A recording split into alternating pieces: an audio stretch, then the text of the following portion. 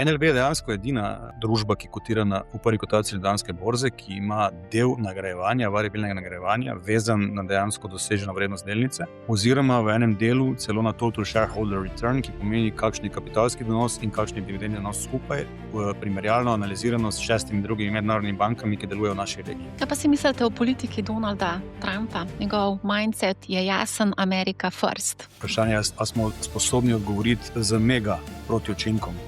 Make Europe great again. Evropa je zaspala na lovorikah in je zamudila tehnološki preboj iz klasične industrijske proizvodnje v seveda informacijsko dobo. Ste vi rekel zdaj, da je Bitcoin kredibilen naložben razred? Jaz trdim, da je to legitimen naložbeni razred, je pa visoko tvegan naložbeni razred, kar pomeni, da če sprejemate odločitve za vlaganje v tako naložbo, se morate povsem zavedati tvegan. Zavedati tvegan do te mere, da se lahko privoščite ta denar povsem izgubiti. Nismo imeli korekcije, ne?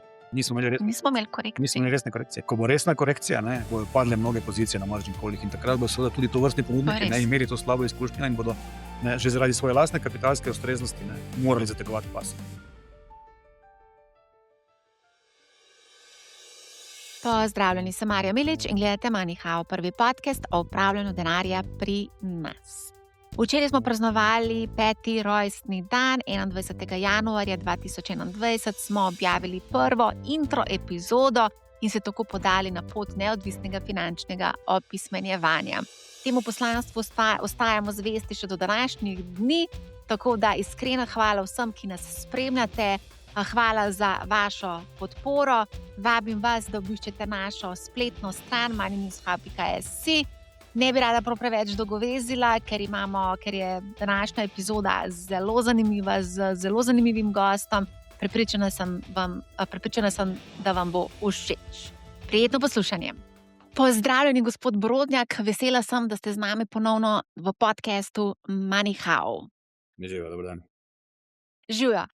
Danes je za MoneyHow prav poseben dan, 21. januarja 2021. Smo v bistvu zaštartali naš podcast. Se pravi, praznujemo 5. rojstni dan. Vesela sem, da lahko v vaši družbi preživim ta dan. In sicer pogovarjala se bova o finančnem opismenjevanju, to je konec koncev tudi poslanstvo našega podcasta. Dotaknila se bova seveda bančništva, neobank, dotaknila se bova poslovanja NLB-ja, dividende, individualnih naložbenih računov, ki tudi zdaj prihajajo. Skratka, kar nekaj tem imava za obdelati. Ampak nikakor se pa ne morava izogniti aktualni temi plačam. Oglasili ste se glede minimalne plače, povedali ste svoje mnenje, češ za dvigovanje minimalne plače brez neke realne rasti produktivnosti in davčnih razbremenitev duši gospodarstvo. Odziv politike je bil kar precej buren, dobesedno so vas vrgli na žar, če lahko temu tako rečem. Pa lahko mogoče komentirava, boste komentirali mogoče to aktualno dogajanje. Minister Mesec primerja vašo plačo z plačo zaposlenih na minimalni plači 60 let, menda, da je potrebno je izračunal, medtem ko vas gospod minister za finance spodbuja, da se pogledate v ogledalo, hkrati pravi, da si želite višje neto zaslužek, mislim pa, da si to praktično čisto vsi mi želimo, Torej, malo je bilo tu manipuliranja in jemanje iz konteksta. Jaz sem imel 13-minutni nagovor, v katerem je bilo minimalni plači posvečeno nekaj stavkov. In sem zgolj povedal, da bomo morali prevzeti odgovornost za samostojne odločitve, ki ne gredo preko ustaljenih postopkov tega socialnega dialoga v okviru ekonomsko-socialnega sveta. Torej, to, da ima nekdo samostojno možnost sprejeti odločitev, ki posega v razmerje na trgu, na ta način, je verjetno potrebno nasloviti sistemsko, ali je to sploh primerna ureditev, da lahko minister za delo sam sprejme to vrstno odločitev. Nihče ne nasprotuje višjim plačam. Jaz sem izrazito zaskrbljen ob drži recimo sindikatov, ki so posegli de facto svojo odločitvijo takrat, da so podprli spremembe davčne ureditve, ki jih je prejšnja vlada uvedla, neke mini reformice, na način, da se s tem znižujejo nižje neto plače. Jaz tega samo ne razumem, kaj počnejo sindikati, kaj počne stranka Levica, ki je podprla spremembe, ki so zmanjšale dvig neto plač. In tu gre za neko dilemo. Nihče ne nasprotuje višji neto plačam, seveda pa moramo vsi izhajati iz skupnega stroška za plače, ki podjetja morajo odvesti v svojih tržnih dejavnostih. Eno je, seveda ima javni sektor svojo ekonomiko in izračune, kaj je upravičen strošek dela in kako to plačati. Drugo je seveda, ko se to napaja iz javnih blagajn, ki jih pa kakorkoli si to želimo ali ne, polnimo iz dejansko tržnih dejavnosti. Iz tega, kar smo sposobni na trgu prodati in za to pridobiti plačila. Zdaj, ko govorimo seveda o višjih neto prejemkih, više izobraženih, više pozicioniranih v smislu, da sprejemajo ključne odločitve, tako v podjetjih, kot v nekih družbenih podsistemih, ti ljudje so seveda mednarodno konkurenčni, ne? In ti ljudje seveda razmišljajo, ko seveda o svoji osebni poziciji razmišljajo, pa kako tudi seveda o razvoju podjetja, o lokacijah, ki delujejo spodbudno, ne? Tako na sprejemanje poslovnih odločitev, kot na seveda razvoj teh podjetij.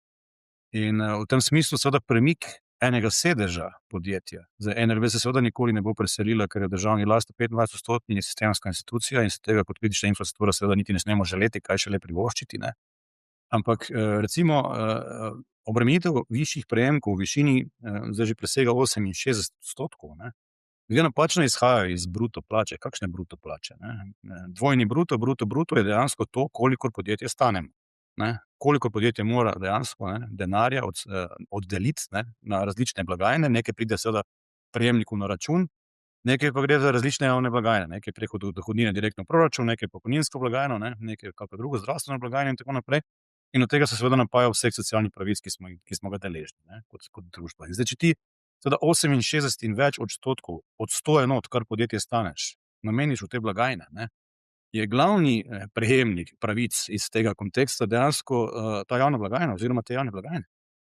Če 68% od 100 enot gre v javne blagajne, gre to v dobrobit seveda slovenske družbe in za razvoj socialne države. Želimo si čim več takih delovnih mest, ki dejansko napajajo ta bazen, iz katerega potem seveda lahko mi te socialne pravice naslavljamo. Z denarjem, ker na koncu še vedno živimo v denarnem gospodarstvu, denarne ekonomiji. Ne gre drugače, na žalost.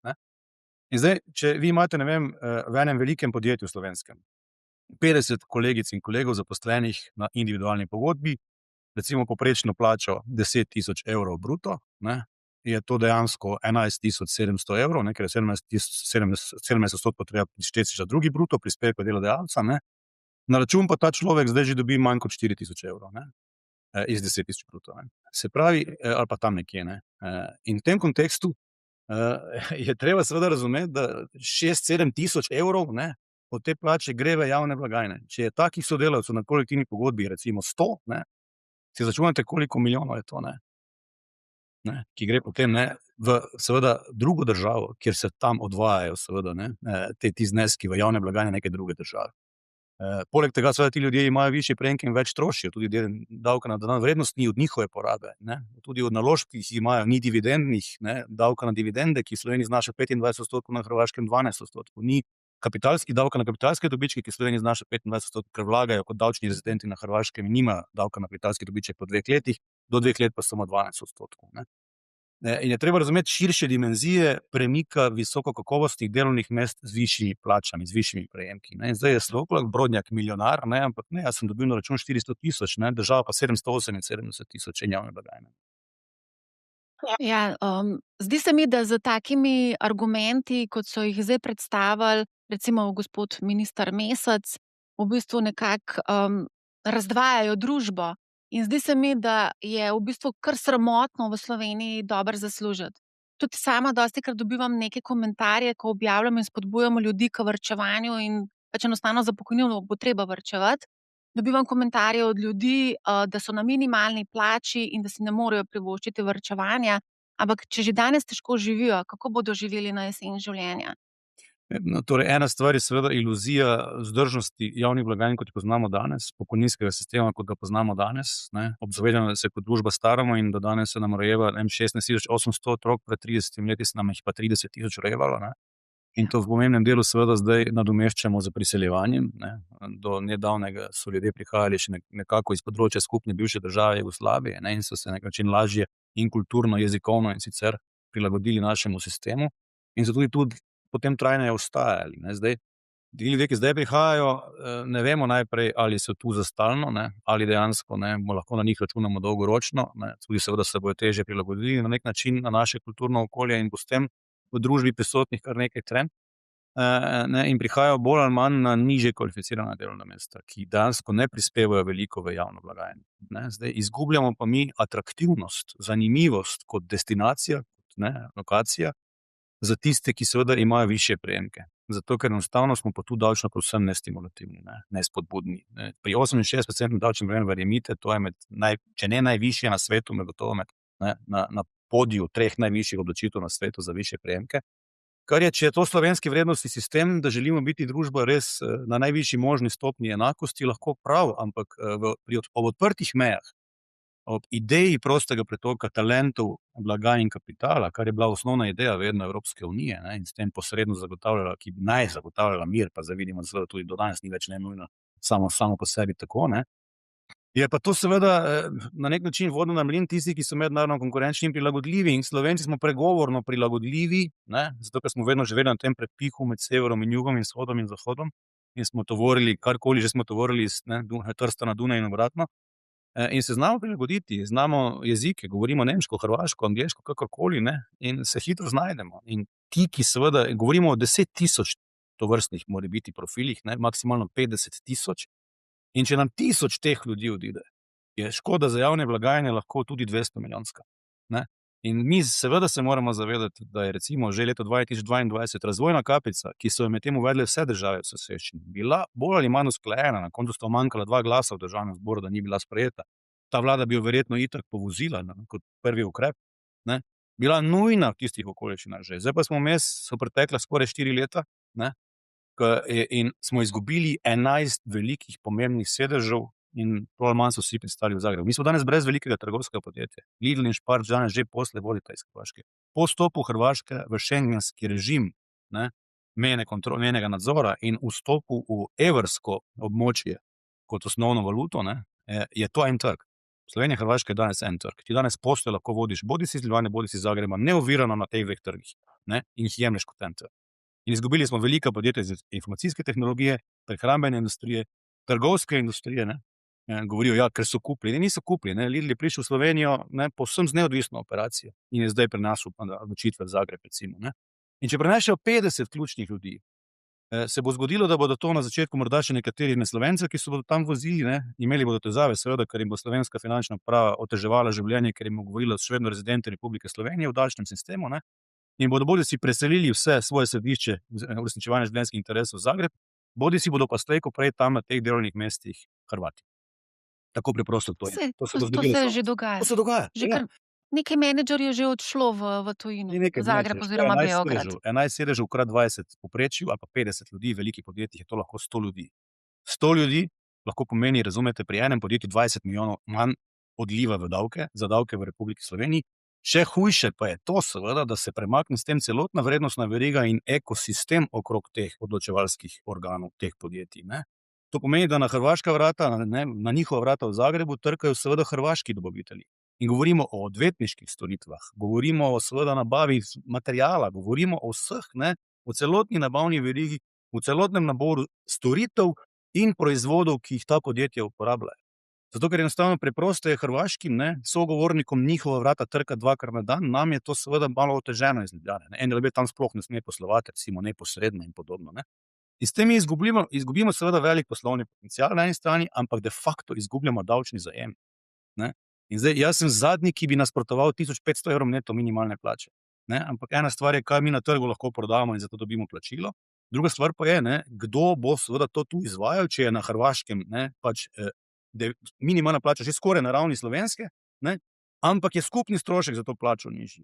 In če je strošek za menedžerja pri istem neto prejemku pomembno nižji, oziroma je pri istem bruto prejemku neto izplačilo menedžerju bistveno višje, bo ta menedžer slej ko prej prepričal svoje lastnike, oziroma bodo lastniki seveda želeli imeti tam najboljše menedžerje, ki so v mednarodnem merilu, mednarodno konkurenčni in sposobni podjetju seveda voditi na način, da ustvarja visoko dodano vrednost, preselilo samo. In ta škoda je nepopravljiva. Izguba velikega podjetja pomeni veliko težavo za množico manjših podjetij, ki deluje v tem ekosistemu nabavne verige velikega podjetja. In mi smo Slovenci vsi vrednostno malo socialno-demokratski, realno. Vse mi verjamemo v solidarnost in v osnovne pridobitve socialne države, kot jo poznamo, samo ne bomo je zmogli ohraniti. Ne bo šlo na ta način. Zdaj, seveda, jaz sem zadnji, ki bi tudi se zoperstavljal potrebi po visokokakovostnih javnim storitvam in javnim uslužbencem. Jaz trdim, da zdravniki v javnem zdravstvu morajo, bom ločil, javno zdravstvo je tisto, ki je plačano iz zdravstvene blagajne. V državnih bolnišnicah, oziroma državnih zavodih, ne, in zasebnih zavodih, plačanih iz javnih sredstev, iz javne zavarovalnice, ne. Jaz sem tisti zadnji, ki bo rekel, da zdravnik v državni bolnišnici ne sme delati, ne sme izvajati operacij, ker jih, ne vem, zavarovalnica ne prizna. Ne, in zato ne sme biti primerljivo plačan kot v zasebni, kot cestarski, recimo, ordinaciji. Zakaj ne? Isto naj bo plačan. Ne? Zakaj menedžer v državnem podjetju, recimo pomembni državni lasti, ne bi smel biti, ta Lahovnikov zakon je, kot Damoklejev meč nad nami visi že dolga leta, ne bi smel biti primerljivo plačan kot nekdo v zasebnem podjetju. S tem samodejno prevzemamo, da je sprejemljivo, da so v državnih podjetjih zaposleni ljudje, ki pač ne dosegajo takih ravni nagrade kot v zasebnih, in računate na to, da boš imel primerljivo kakovost teh kadrov, primerljivo ambicioznost teh kadrov, tekmovalnost teh kadrov, rezultate teh kadrov, je malo naivno, če ni v zadnje nek drug partikularni interes in seveda poslovni dosežki sploh niso bistvo tega, ampak je obvladovanje teh struktur v teh podjetjih in denarnih tokov v teh podjetjih primarni cilj, vzdrževanja državnega lastništva. Poglejte si romunski model. Romuni so dejansko upravljanje državnih podjetij centralizirano, tako imamo mi tudi slovenski državni holding, v bistvu dali v roke upravljanje neodvisnemu tujemu upravljavcu. Poglejte si, kje je danes Romunija v smislu seveda razvoja kapitalskega trga, v smislu dejansko rezultatov, ki jih družbe državne lasti dosegajo, kako se je povišala vrednost teh podjetij. V Sloveniji je lahko seveda zelo primerljivo. Glavni izziv Ljubljanske borze, recimo, kaj je glavni izziv Ljubljanske borze? Njen status. Ljubljanska borza ima status povsem nerazvitega trga, tako frontier market, mejni trg. Nima niti statusa trga v razvoju, kaj šele razvitega trga. Zato so vrednotenja delnic na Ljubljanski borzi. Že zaradi tega, ker ima takšen status in vlagatelji iz skladov, recimo, ki imajo pač svoje mandate, upravljalci teh skladov, da vlagajo v razvite trge oziroma trge v razvoju, o takih trgih sploh ne razmišljajo. Poglejte si recimo delnica NLB, kotira na 7,6-kratniku letnega dobička približno. To je vsaj 25% diskont na to, kjer bi kotirala, če bi delovala na razvitem trgu. Vsaj 25% diskont. In to velja za druge papirje tudi. Likvidnost teh papirjev je bistveno manjša. In zdaj, vse te diskusije okrog kritične infrastrukture, je Ljubljanska borza kritična infrastruktura in jo je treba zaščititi pred peljilci iz Hrvaške in podobno. To je seveda povsem naivno. Ljubljanska borza je trgovalni mehanizem, je software. Kar je kritična infrastruktura, so seveda poravnalni mehanizmi od zadaj informacije, kdo ima kaj na trgovalnem računu in kako se zgodi poravnava med trgovalnimi računi. Kritična infrastruktura je klirinško-depotna družba, ne Ljubljanska borza. Tam se pa ne sprašujemo o lastništvu. Realno. Marsikdo se sprašuje, a je sploh potrebna klirinško-depotna družba. To je drugo vprašanje, ali je lahko nek mednarodni poravnalec med temi računi, med trgovalnimi, ki jih imamo v Sloveniji, ampak to seveda ima tudi svoje zakonske podlage in tako naprej. Ampak govoriti o lastništvu namesto vsebini in namenu nekega pogona je zgrešeno. Zdaj, mi se branimo pred barbari Hrvati. Mislim, dajte lepo prosim. Ljubljanska borza je v lasti Zagrebške borze že 10 let in podobne stvari. Tako da je treba razumeti stvari sistemsko, kakšni so vplivi posamične odločitve in ukrepa na celoten sistem. Sporadični ukrepi, delni ukrepi delujejo všečno na prvi pogled množici, teh, ki se čuti prizadete, ker so podplačani. Jaz sem zadnji, ki si ne bi želel, NLB nima nihče plače pod minimalno plačo, logično, in če bi prišlo do premika za 2,7%, kar je bila lanska inflacija, tudi še ne. Če pa pride do 16,4% dviga minimalne plače, pa to seveda dvigne celotno maso plač za 12%. Zdaj pa, kdo prenese šok, če se produktivnost temu ni prilagodila za 12% na drugačen način, kot da mora dvigniti cene. Govoril sem z predsednikom uprave velikega trgovskega podjetja, ki ima seveda veliko število zaposlenih na teh ravneh. Predstavljate si, za enega velikega trgovca v Sloveniji vi maso plač predvignete za 15%, pa že zdaj ima samo 4,5% maržo. To, kar je nizko za trgovca na drobno. Pa se nima alternative temu, da dvigne cene. Zgodilo se bo točno to, dvignil bo cene in potem je kupna moč tega dviga vprašljiva. Tako da je treba razumeti te stvari kljub vsemu, ne na podlagi prve všečnosti. A lahko mogoče samo nekaj vprašam vezano na božičnice? Zelo veliko se je govorilo, da podjetja so primorana jemati posojilo, zato ker nimajo denarja, da bi izplačala te božičnice. A ste to vi zaznali v NLB-ju? Glejte, banke po definiciji zelo težko dajo od sebe denar za posojila za plače. To pomeni, da je seveda likvidnostna stiska podjetij prisotna. Zato se večji del tega bremena prevalil dejansko na dobaviteljsko verigo. Ti, ki do zdaj recimo niso izplačevali plač, in to je velik del recimo tega malega podjetništva, vse velika podjetja niso bila prizadeta s tem ukrepom. Mala podjetja so bila prizadeta s tem ukrepom. Predstavljajte si gostinca v Ljubljani, recimo, ki ima več lokalov, ima, ne vem, 50 zaposlenih, ne. Decembra je naredil praktično, ne, tisto rezervo za januar in februar, ko zdaj, če greste po Ljubljani, je v primerjavi z božičnim časom prazna, ne. In če greste zdaj mimo restavracije soboto zvečer, komot sedete, ne. Ne dobite mizo, ne, takrat je niste mogli, če niste vnaprej rezervirali, ne. In tradicionalno so ti obrati seveda ustvarili rezervo za mrtve mesece, ki so sledili, recimo, ne, decembra. Zdaj pa ti oktobra izveš, da boš decembra moral plačati za 50 ljudi toliko denarja, ne, ki ga prej morda nisi, ne. Zdaj, nekateri so tisti, ki so, se jim ni nič bistveno spremenilo, so celo morda nekateri pridobili. Recimo NLB-jevi zaposleni so pridobili, ker mi s tem, ko smo plačali enako visoko božičnico oziroma enako visok skupni znesek za božičnico in poslovno uspešnost kot v lanskem letu, ne, so dobili 130 evrov neto več na račun. Se pravi, tu je dejansko država jim šla naproti. Zaposlenim v velikih podjetjih, ki so že do zdaj izplačevali poslovne uspešnosti oziroma božičnice, ne, je to šlo v prid. Tistim 33% ali koliko, ne, do 40% zaposlenih, ne vem koliko jih ni pa prejemalo božičnice, jih pa z določenim razlogom ni prejemalo, ne. Mi zdaj se lahko opredelimo, mi želimo biti gospodarstvo z visoko dodano vrednostjo, mi ne želimo nizko plačanih delovnih mest, mi si ne želimo podjetij, ki niso sposobna izplačati božičnice. V redu, samo če imamo v tem trenutku tretjino takih, kaj to pomeni? Da bomo pustili tretjino umreti, ali ne, kaj to pomeni z vidika davčnih blagajn, javnih blagajn, obsega zaposlenosti, nezaposlenih, kaj to pomeni? A bomo ubili teh tretjino podjetij in tretjino delovnih mest? Mislim, to je tako poenostavljeno razmišljanje, to ne gre čez noč. Taki ukrepi so plemeniti, ampak se ne uvajajo na način, da se v okviru istega koledarskega poslovnega leta uvedejo z napovedjo, čez 2 meseca plačajte, ne. Resni sistemi, gospodarski sistemi načrtujejo svoje denarne tokove, ne, in seveda obveznosti in terjatve na drugi strani, ne, za naslednje poslovno leto, se pravi za leto 2026, septembra, z odobravanjem teh proračunov bolj ali manj oktobra. Ti ne moreš, ne, novembra jim reči, zdaj pa decembra nekaj plačate, še v tem letu, če si ti še tega za naslednje leto nisi načrtoval. Se pravi, taki ukrepi se sprejemajo, če že za koledarsko leto, ki sledi naslednjemu, če se v drugi polovici leta sprejemajo, ne. To je pač poslovna higiena davčnih oziroma obremenitev, ne. Dobro, zdaj je bil ad hoc sprejeta božičnica, podjetja, nekatera so jo že izplačala, nekatera ne. Pa me zdaj še to zanima, ali mogoče z malimi podjetniki, ko se pogovarjam, mi pravijo, da enostavno ljudje zamujajo oziroma podjetja zamujajo s plačevanjem svojih obveznosti. Prevalilo se je na ste dobaviteljsko verigo, ne, torej niso se najemali v takem obsegu posojila, ampak se je prevalilo na dobaviteljsko verigo. Gostinec, karikiram, ne plača, ne, distributerju vina, distributer vina zamakne plačilo kmetu, vinarju. Tako se to zgodi. In ta vinar dobi posojila pa v mrtvih mesecih, ne. posojila na banki pa ne more dobiti. Ja, Na banki pa ne more dobiti, ker pač ima likvidnostne težave, a ne. zato, ker banke v principu ne dajo denar v okoliščinah likvidnostnih težav in za plače, ne, in težko je tudi nekomu malemu podjetniku reči, čuj, rabim za plače, ne. To ni tako enostavno, ne. Drugo je, če rabim za razvoj podjetja, rabim za obratni kapital, ker rastem, če pa rabim za plače, je pa to seveda drugačna okoliščina, ne. In zato seveda je lažje brez, ne, te vrste prostitucije, ker to je pač zahtevno, ne, se pogovarjati z banko o tem, da rabiš za plače, tudi emocionalno zahtevno je še bistveno, ne, kot če gre za razvoj. Enostavno prevaliti na dobaviteljsko verigo, ne, in pač dobavitelju plačaš z zamikom.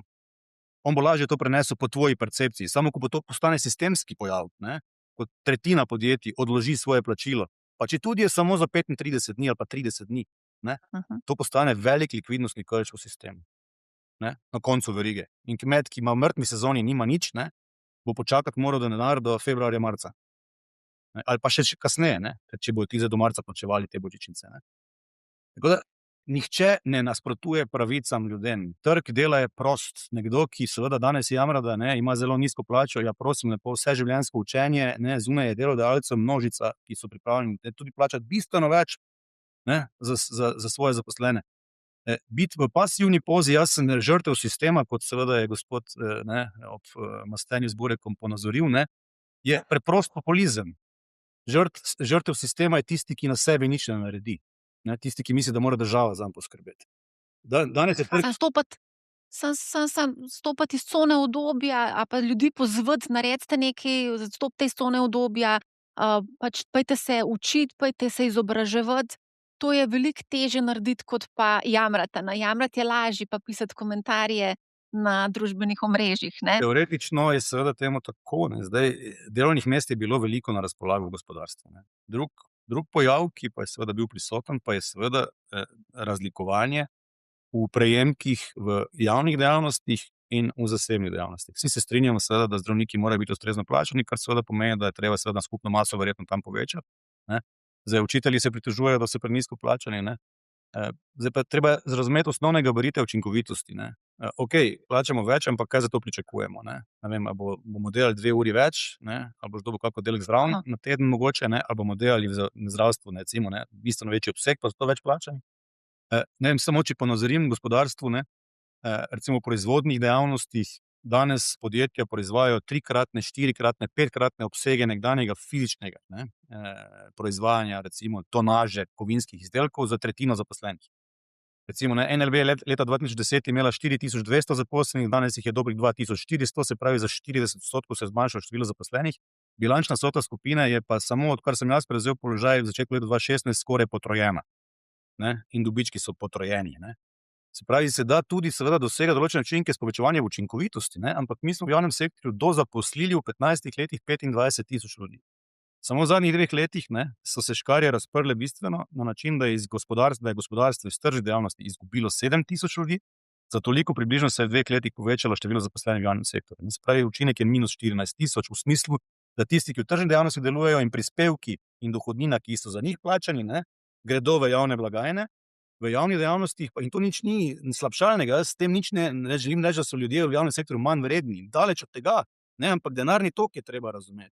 Ne. Za njihove plače se pa vzame iz javnih blagajn, ne, in potem se del vrne, ne, za dohodnino in prispevke. Ne.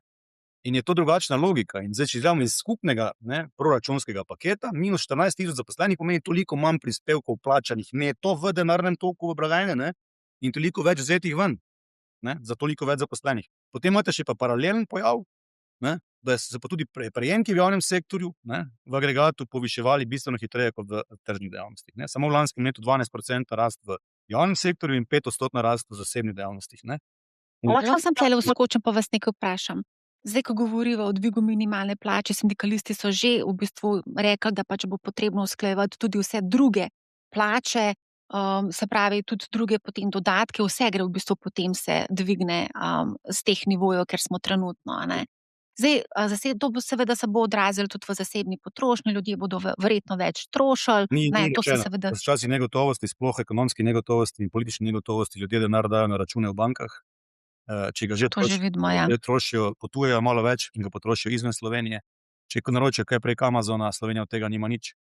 Tako da za tega ne kupijo več slovenskega vina, slovenskih salam, slovenske hrane, v Lidlu kupijo poceni hrano uvožene iz Južne Amerike. Ja, kaj pa posojila potrošniška, ker imajo občutek, da lahko trošijo več oziroma da si lahko privoščijo več, mogoče bojo pa jemali več potrošniških posojil, kar bi bilo pa za vas lahko potencialno zelo okej. Z višjimi življenjskimi minimalnimi stroški pade kreditna sposobnost in se to izravna. Spomnimo se makrobonitetnih ukrepov Banke Slovenije, ne, ki slonijo v formuli svoji na minimalnih življenjskih stroških. Ampak tega ni več zdaj. Zdaj so se ta pravila so se malo zmehčala, ne. Obstajajo, minimalni življenjski stroški so še vedno minimalni življenjski stroški. Upošteva se pa vse zdaj v izračun kreditne sposobnosti, vključno z prevozi, malicami in podobno. Da, ne, ampak je z dvigom minimalne plače sedanjih oziroma z dvigom, ne, uradno pripoznanih stroškov minimalnih življenjskih stroškov, ne, to gre v to formulo. In s tem se seveda to ne izravna v bistvu. Nič se ne bo povečala kreditna sposobnost zaradi višjih prejemkov, zato ker stroški povišali. Temu enostavno je tako. Ne bo večje povpraševanje. Se pravi, posledično bomo še manj kreditno sposobni. Vsaj ne bomo več. Ne. Če pogledate vi v lanskem letu gospodarska rast približno 0,8% realna na 2,7 inflacija, se pravi 3,5% nominalna gospodarska rast. Ne. Se pravi, če bi plače rastle rahlo manj kot gospodarska rast nominalno, ne, bi govorili o rasti produktivnosti. Ne. Ker so plače zrasle v zasebnem oziroma v tržni dejavnosti za 5%, ne, pomeni, da je dejansko produktivnost s tem opešala. Ne. Mi imamo večji strošek plač, kot smo ustvarili več outputa. Ne. V javnem obsegu, ne, je pa 12% rast plač pri 2,7% inflaciji, se pravi, ne, in 3,5% nominalni gospodarski rasti. Se pravi, mi dejansko si z svojo produktivnostjo realno na trgu teh plač ne moramo privoščiti. Ne? In to financiramo ne z davčnim zajemom, zato ker vidimo, da je proračunski primanjkljaj zgolj v decembru porastel skoraj za milijardo, ne? Z temi enkratnimi učinki dvigov oziroma zimskih regresov, ne? In tako naprej. Zdaj bomo videli, kaj v naslednjem letu slonijo predpostavke naslednjega leta na 2% gospodarski rasti.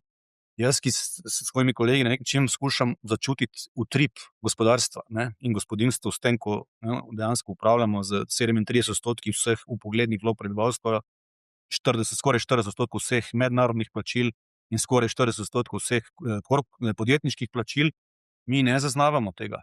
Ne. Mi ne zaznavamo rasti 2%, realne na inflacijo. Ne. To je 5% nominalna rast skoraj. Ne. Mi tega ne zaznavamo. Tako da jaz ne vem, morda so pa te predpostavke, tako kot so bile lani za letos, ne, nekoliko preoptimistične. Lani smo tudi pričakovali, oziroma predlani, ne, leta 2024, smo tudi za leto 2025 pričakovali, da bo gospodarska rast nad 2%, ne, pa je na koncu pod 1%. Zdaj si predstavljamo, da ne bo teh 2%, da bo recimo 1%. Ne. Se pravi, da bo pričakovan davčni zajem nižji, ne, dobički že padajo, ne, zdaj se govori o nekih ekonomistovih analizah, kje smo Slovenci tako in drugače, ne, v nekem globalnem kontekstu. Velike gospodarske sistemi nimajo naraščajočih dobičkov. Ne. Poglejte si bančne dobičke. Ne. Samo NLB iz 550, 514, ne bomo videli, kje bo letos, ne, oziroma za lansko leto, ne rastejo dobički, že neko obdobje ne rastejo dobički v sistemu. Ne. In iz zasebnih dejavnosti tudi ne rastejo investicije. Vlagam v Sloveniji iz zasebnega sektorja je bistveno manj, kot je bilo v preteklosti in so nekaj odstotnih točk pod povprečjem bruto družbenega proizvoda Evropske unije. V zasebnem sektorju. Pri nas se glavno izvajajo javne naložbe, ne, javni sektor, nekaj tega iz evropskega denarja, nekaj seveda iz davčnega zajema.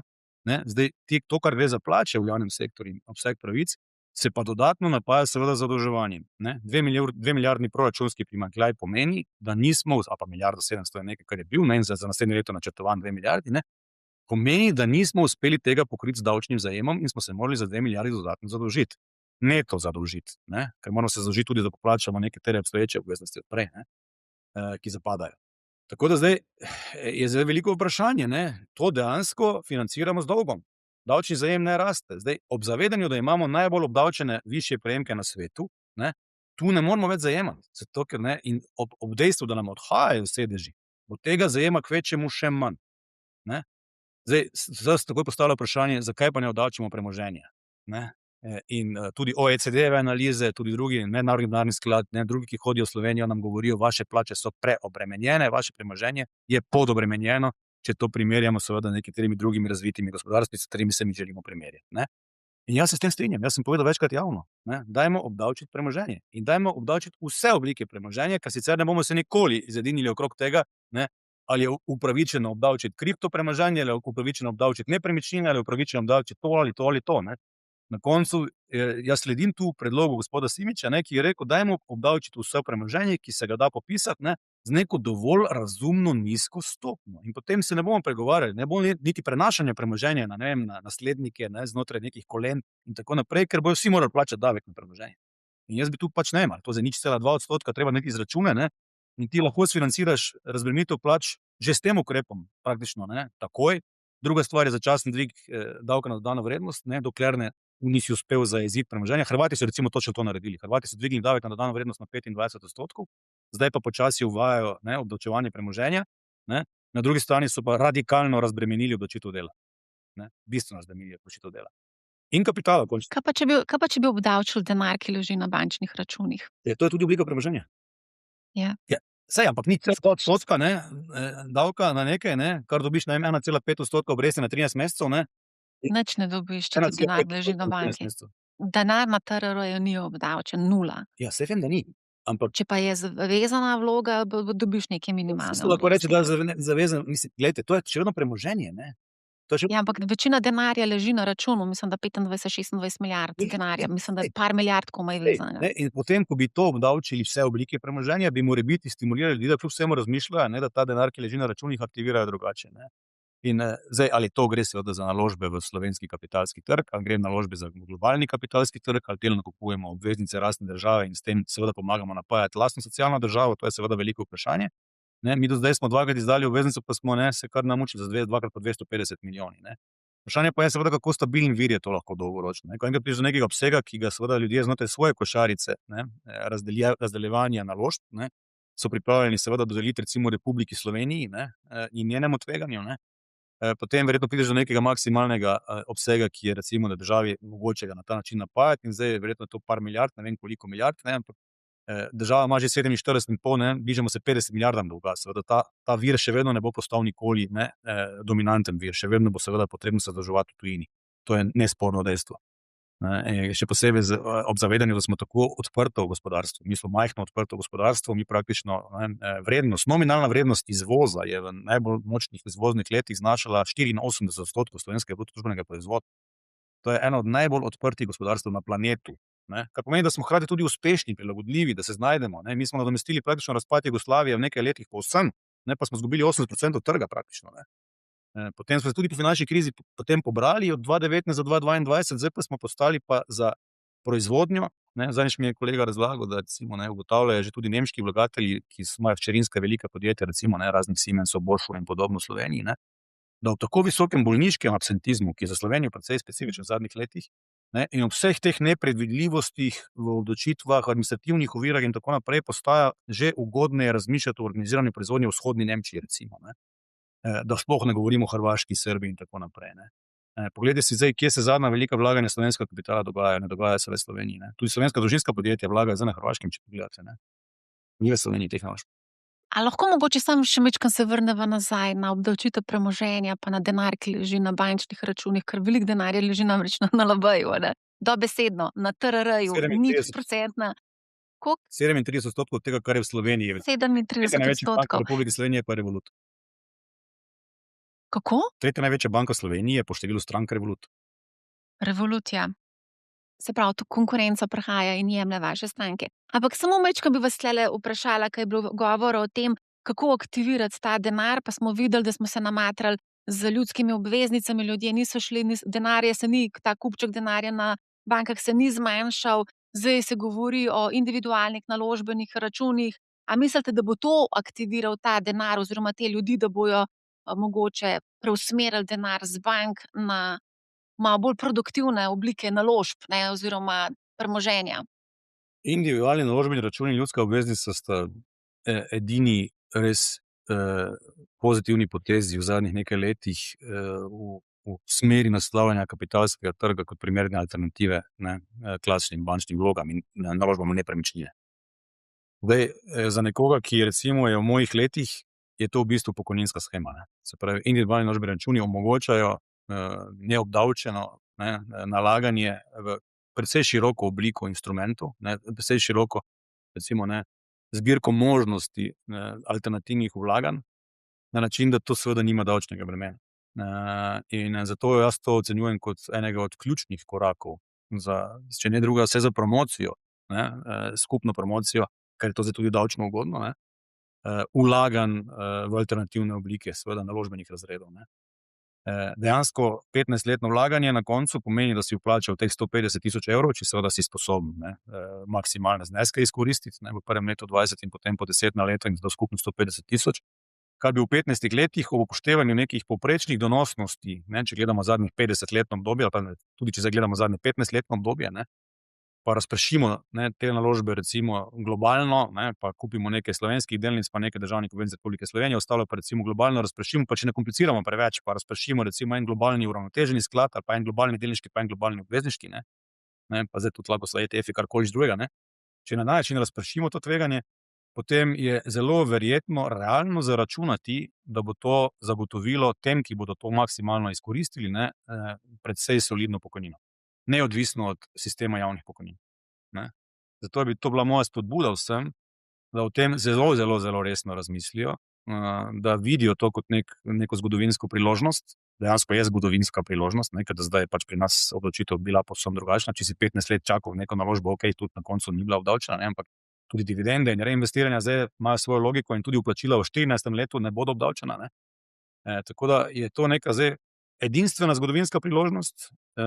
Jaz računam, da bodo pač ljudje to, upam, vsaj poskusili razumeti, tudi najmen pogovor, po moje je seveda tudi motiviran s tem, da jo poskušamo razumeti kot neko zgodovinsko priložnost in rahlo osamosvojitev od odvisnosti od na nek način javnega sistema pokojnin na eni strani in na drugi strani seveda povsem nezanimivega depozitnega, recimo, ohranjanja denarja.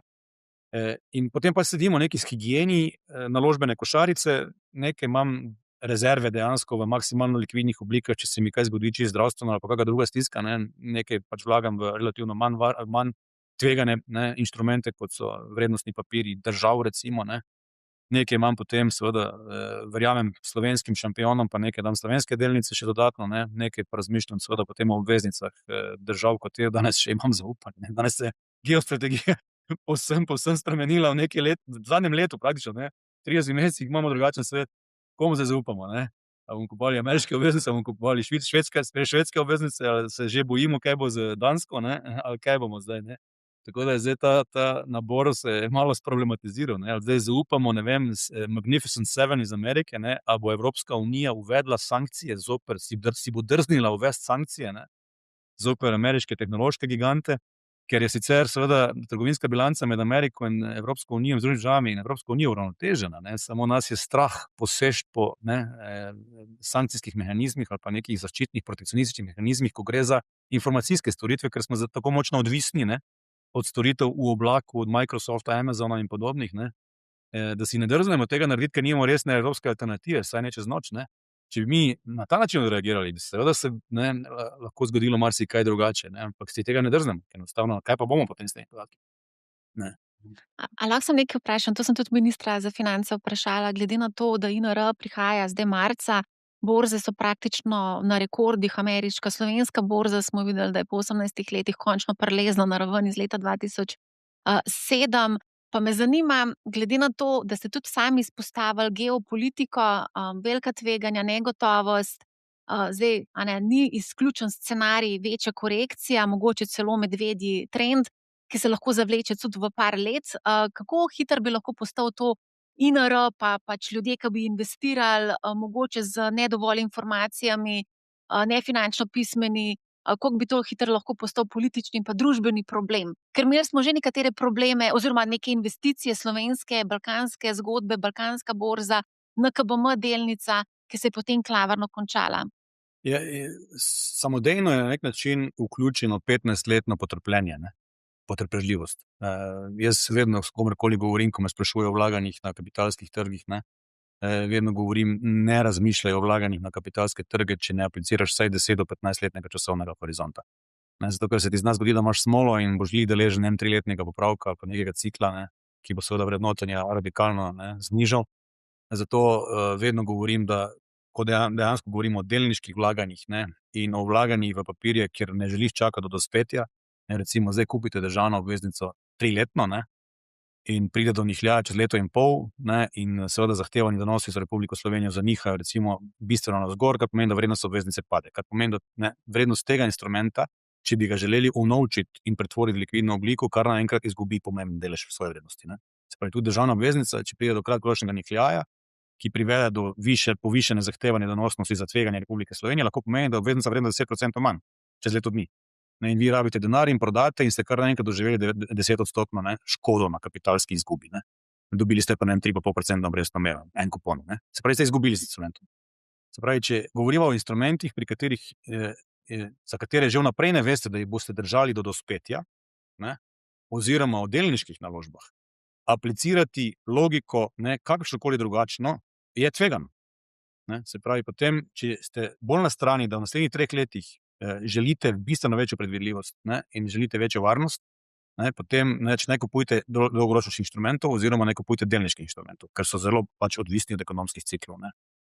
Potem se držite, ne vem, zakladnih menic pa nekih blagajniških zapisov, ko gre za pač, ne, alternative depozitom, ne, ki so 3, 6, 9 mesečni in, ne, se potem ob dospetju izplača glavnica v celoti, ne, in imate predvidljiv donos, ker imate izplačan kupon, ne, oziroma ste z diskontom kupili in boste s polno izplačano glavnico na koncu pač deležni dejansko učinkov, ki ste s to naložbo želeli doseči, ne.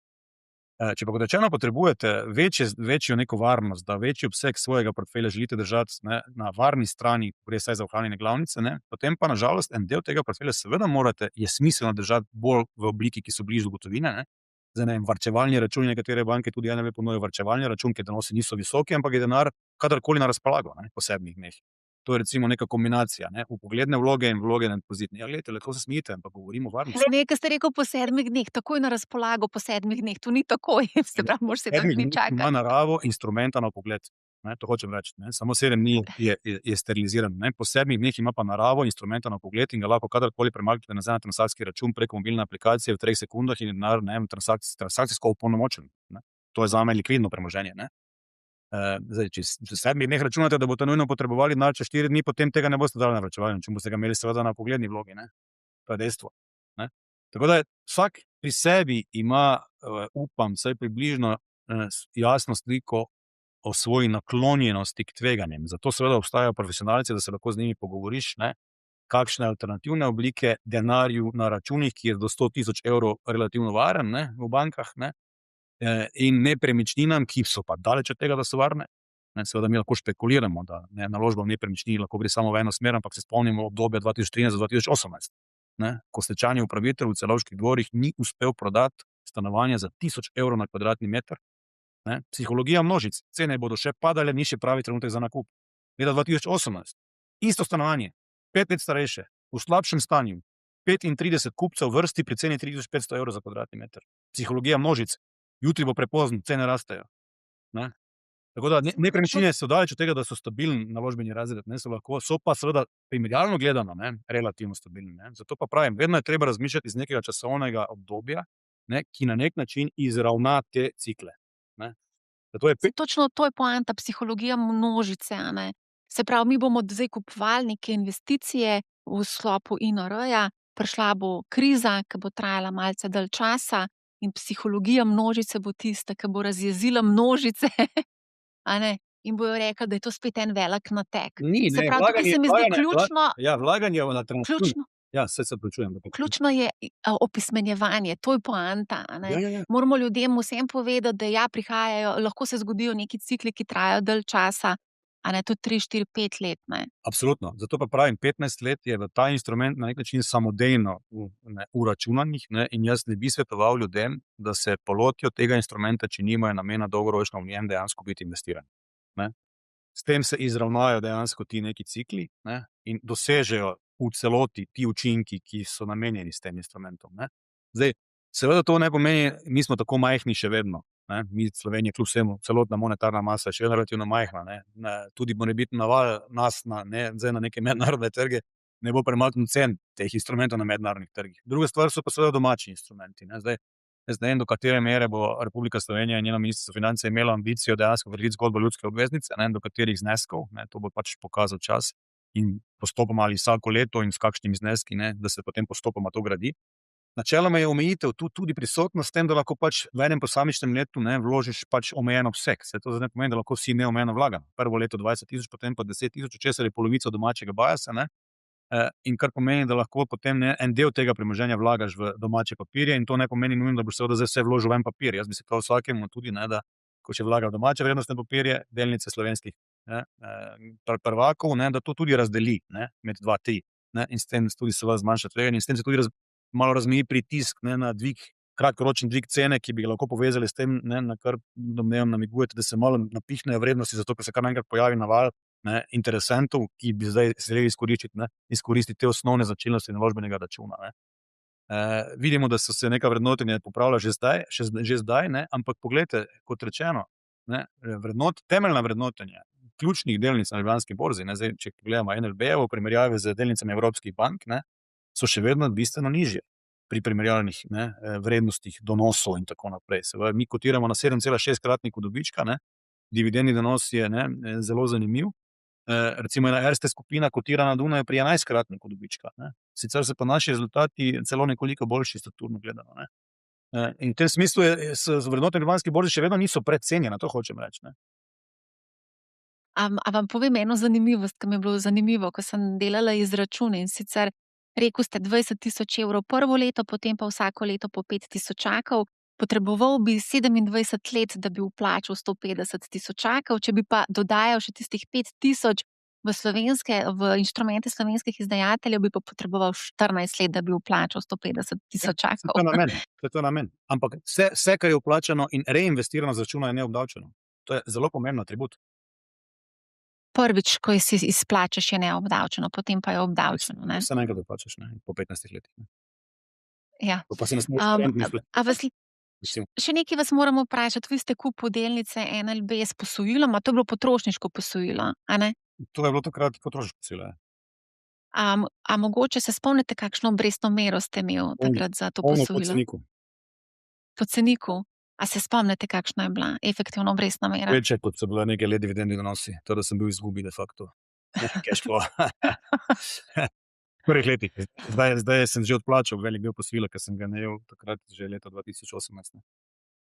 Aha, se pravi, niste še v celoti Nisem. odplačal, to sem vas To je hotela bilo vprašati. boljše posojilo takrat, ne. Takrat sem jaz v banki deloval za 5 000 evrov neto plače, ne. Posojilo je bilo pa v višini 75 000 evrov, nekaj še drugega, ne. Tako da načeloma, Zakaj pa zdaj recimo ne poplačate posojila? zato ker vlagam v posestvo domače in pač ne, sem usmeril na investicije drugam in kupujem delnice, zdaj pa pač ne več s posojili. Aha. A pa boste te delnice, ste kaj razmišljali, da bi prodajal delnice, ker recimo menedžerji v tujini imajo nek plan letnih prodaj teh naložb svojih oziroma delnic podjetja, ki ga vodijo. Imajo drugačen režim nagrajevanja. Pri nas je NLB je dejansko edina družba, ki kotira v prvi kotaciji Ljubljanske borze, ki ima del nagrajevanja, variabilnega nagrajevanja, vezan na dejansko doseženo vrednost delnice, oziroma v enem delu celo na total shareholder return, ki pomeni, kakšen je kapitalski donos in kakšen je dividendni donos skupaj, primerjalno analizirano s 6 drugimi mednarodnimi bankami, ki delujejo v naši regiji. In na ta način seveda je del variabilne nagrade neposredno vezan dejansko na to, kje bo cena delnice, ne.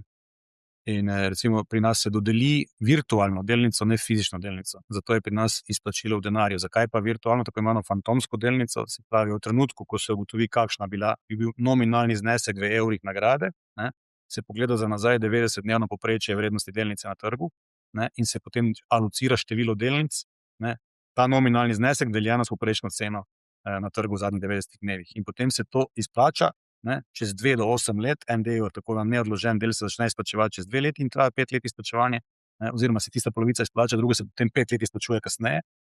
Potem je še pa tako imenovani dolgoročni del, ti se še pa 3 plače dodatno, se pravi, ne, do 9 plač je polovica vezana v gotovini in polovica plačana takoj, polovica čez 5 letih, druga polovica se pa na polovico razdeli, en del je odložen čez 2 leti, drug pa čez 7-8 let in je povsem vezan na ceno delnice.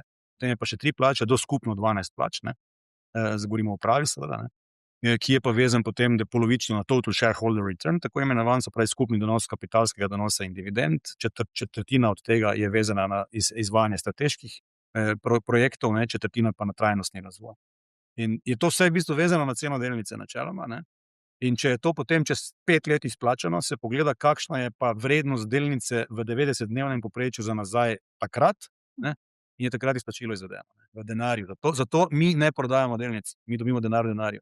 Zakaj smo se pa za to odločili? Zato, ker enostavno pri tako nizkih likvidnostih bi bilo kupovanje delnic na trgu, ne, lahko zaznano kot manipuliranje vrednosti delnice na trgu, ne. Če bi zdaj ker pri nas so plačani tako menedžerji, ne samo Ljubljani, ne, ampak tudi seveda ne samo uprave, ne, ampak celotni skupini, 200 ljudi v tem režimu, ne. In če bi zdaj mi takšno količino delnic v vrednost v takem obsegu želeli kupiti na trgu, bi to lahko privedlo seveda do sprememb tečaja, ne. In mi ne želimo pripeljati do spremembe tečaja zaradi tega, ker kupujemo na trgu delnice za menedžerje, za nagrajevanje menedžerjev, ne, ki bi potem lahko te delnice prodajali kasneje ali pa zadrževali, ne. Druga stvar pa je seveda, da ne moramo pa izdajati novih delnic za nagrajevanje, mnoge družbe pač za nagrajevanje svojih vodilnih izdajo nove delnice, mi pa tega ne moremo, ker bi s tem seveda delež Republike Slovenije padel pod 25% ena delnica. Za koliko se vam je pa plača popravila, glede na to, da je cena delnice kar lepo porasla v zadnjih letih? Dobro, to je variabilna nagrada, ne. Vse javno objavljeno. Morate pogledati variabilno nagrado. Za leto 2025 še ni objavljeno, ne? Objavljeno, ko bo verjetno poročilo objavljeno, ne. Mi smo javna delniška družba in objavljamo takrat, ko so seveda roki za objavo. Delnica je v zadnjem letu pridobila 37%, v zadnjih recimo pač, recimo pogledava treh letih, zdaj gledam na Ljubljanski borzi, 172 v zadnjih 5 letih je delnica pridobila 292%. Vi ste vzeli kredit s Treko 2018, ne? Ja. Tako da takrat je delnica kotirala. Koliko je bila takrat delnica? V javni ponudbi sem kupil, pa 51 takrat, ne. No, evo. Zdaj se je splačalo za nazaj pogledati, ne. Ampak glejte, nagrada, zdaj seveda bo cela Slovenija skočila v zrak, vsa Slovenija bo skočila v zrak, ko bo objavljena nagrada za 2025, ker seveda bo prvič izplačan večji obseg tega, kar iz delnic izhaja, ne. In zdaj dodeljene so bile pri recimo 50, zdaj pa je cena bila koliko lani, ne, v trenutku dodeljevanja nagrade, tako da, ampak tako je. S tem pa tudi nosiš tveganje, kaj pa, če bo cena delnice polovica, ne, potem pa dobiš bistveno manj, ne. Ali pa nič. Zakaj ste se Zakaj ste se odločili za tako strategijo? Recimo pri Krki tega ne vidimo, ne, da bi v bistvu plača bila vezana na ceno delnice. Glede, to je davčnega vidika v Sloveniji povsem nespodbudno in NLB je edina družba, ki to uporablja, ravno zato, ker je z davčnega vidika to povsem nespodbudno. Nas pa to prisiljuje dejansko Zakon o bančništvu, ki opredeljuje, da ukolikor seveda ima banka v Republiki Sloveniji vrednostne papirje umeščene na trg, se mora polovica nagrade izplačevati v variabilnih inštrumentih, ki so dejansko finančni inštrumenti, ki so dejansko vezani na te tržne razmere. Tako da smo prisiljeni to že po zakonu. Zdaj, če me zdaj vprašate, smo zdaj zaradi tega veseli, zdaj, ko so še vrednosti delnic navzgor, smo seveda veseli, še bolj vesel bi moral biti pa predsednik vlade, ker bo 79% teh zneskov pristalo v proračunu oziroma v javni blagajni. Kaj pa, če gre delnica vam, če upade tečaj delnice? In dobiš pa toliko manj, ustrezno manj. Drugače, če bi želel kdo pogledati bolj podrobno politiko prejemkov članov nadzornega sveta in članov uprave, je to objavljeno na netu. Samo tipkajte povzetek politike prejemkov na NLB. Junij 2025 je bila objavljena ta politika prejemkov. Zadnja verzija je bila že objavljena. To je bila zadnja verzija, ja. A greva se dotakniti še strategije 2030, prevzemi Hrvaška, pa AI poglejva še. In sicer sredi leta 2024 je v bistvu poskus prevzema Addiko Bank v bistvu se je končal neuspešno. Se takrat niste v bistvu dosegli 75% praga sprejetja ponudbe. Kaj se zdaj tukaj dogaja z Addiko Bank? Addiko je javna delniška družba, kotira na borzi na Dunaju in ima svojo lastniško strukturo in svojo upravljalsko strukturo. Mi pa tudi smo javna delniška družba, ki kotiramo na borzi v Ljubljani in preko programa potrdilo lastništvo globalnih tudi na London, tako da seveda o takih stvarih javno ne moremo govoriti. Čas bo pokazal, ali in kaj se bo zgodilo. Takrat ste v bistvu v strategiji 2030 ste v bistvu predvidevali podvojitev bilančne vsote na več kot 50 milijard evrov do leta 2020, ne? Kje boste zdaj vzeli to razliko 20 milijard, ki je v bistvu zazevala? Je kakšna, ne vem, druga opcija združitev prevzema v regiji, ki bi v bistvu nekako bila lahko rešitev za to dosego tega plana iz strategije? Matematika je čudovita stvar, obrestni račun. To se pa strinjam z vami, to pa je res. Ampak ljudje tega ne razumejo. Dajte vi pojasniti, kaj je obrestni račun. Naredi čudeže, ker če ti dosegaš neko stopnjo rasti, je seveda 8% na lansko raven nekaj, 8% na letos povišeno raven za 8% pa nekaj drugega.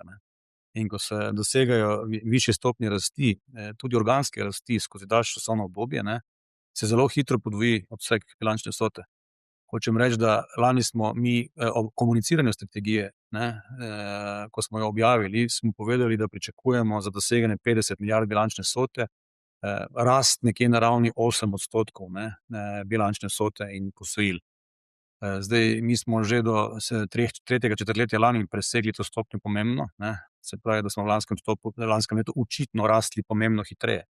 Če bi mi uspeli dosegati take stopnje rasti, kot smo jih v lanskem letu, bi do konca leta 2030 organsko, brez kakršnega koli nakupa, bistveno presegli 50 milijard, bi verjetno bliže 55 milijard. In če dejansko potem bi še naslednjih 5 let dosegali tak, in če bi bili pa na 55 milijardah, potem je pa realno vprašanje, kje bi pa najbolj bila čez 10 let. Ker potem pa, če bi se približali 55, ob tem bi nam pa še uspel kak nakup, bi bili pa zelo verjetno blizu 60, je potem matematično gledano spet obrestno za 8% stopnjo rasti, ne večjo, ne višjo. Zelo hitro mogoče računati, da bi leto 2035 končali, pa še v kakšnem manjšem taktičnem nakupu na 100 milijardah. To bi bila pa že velika Evropska banka. Glejte, to je povsem realno.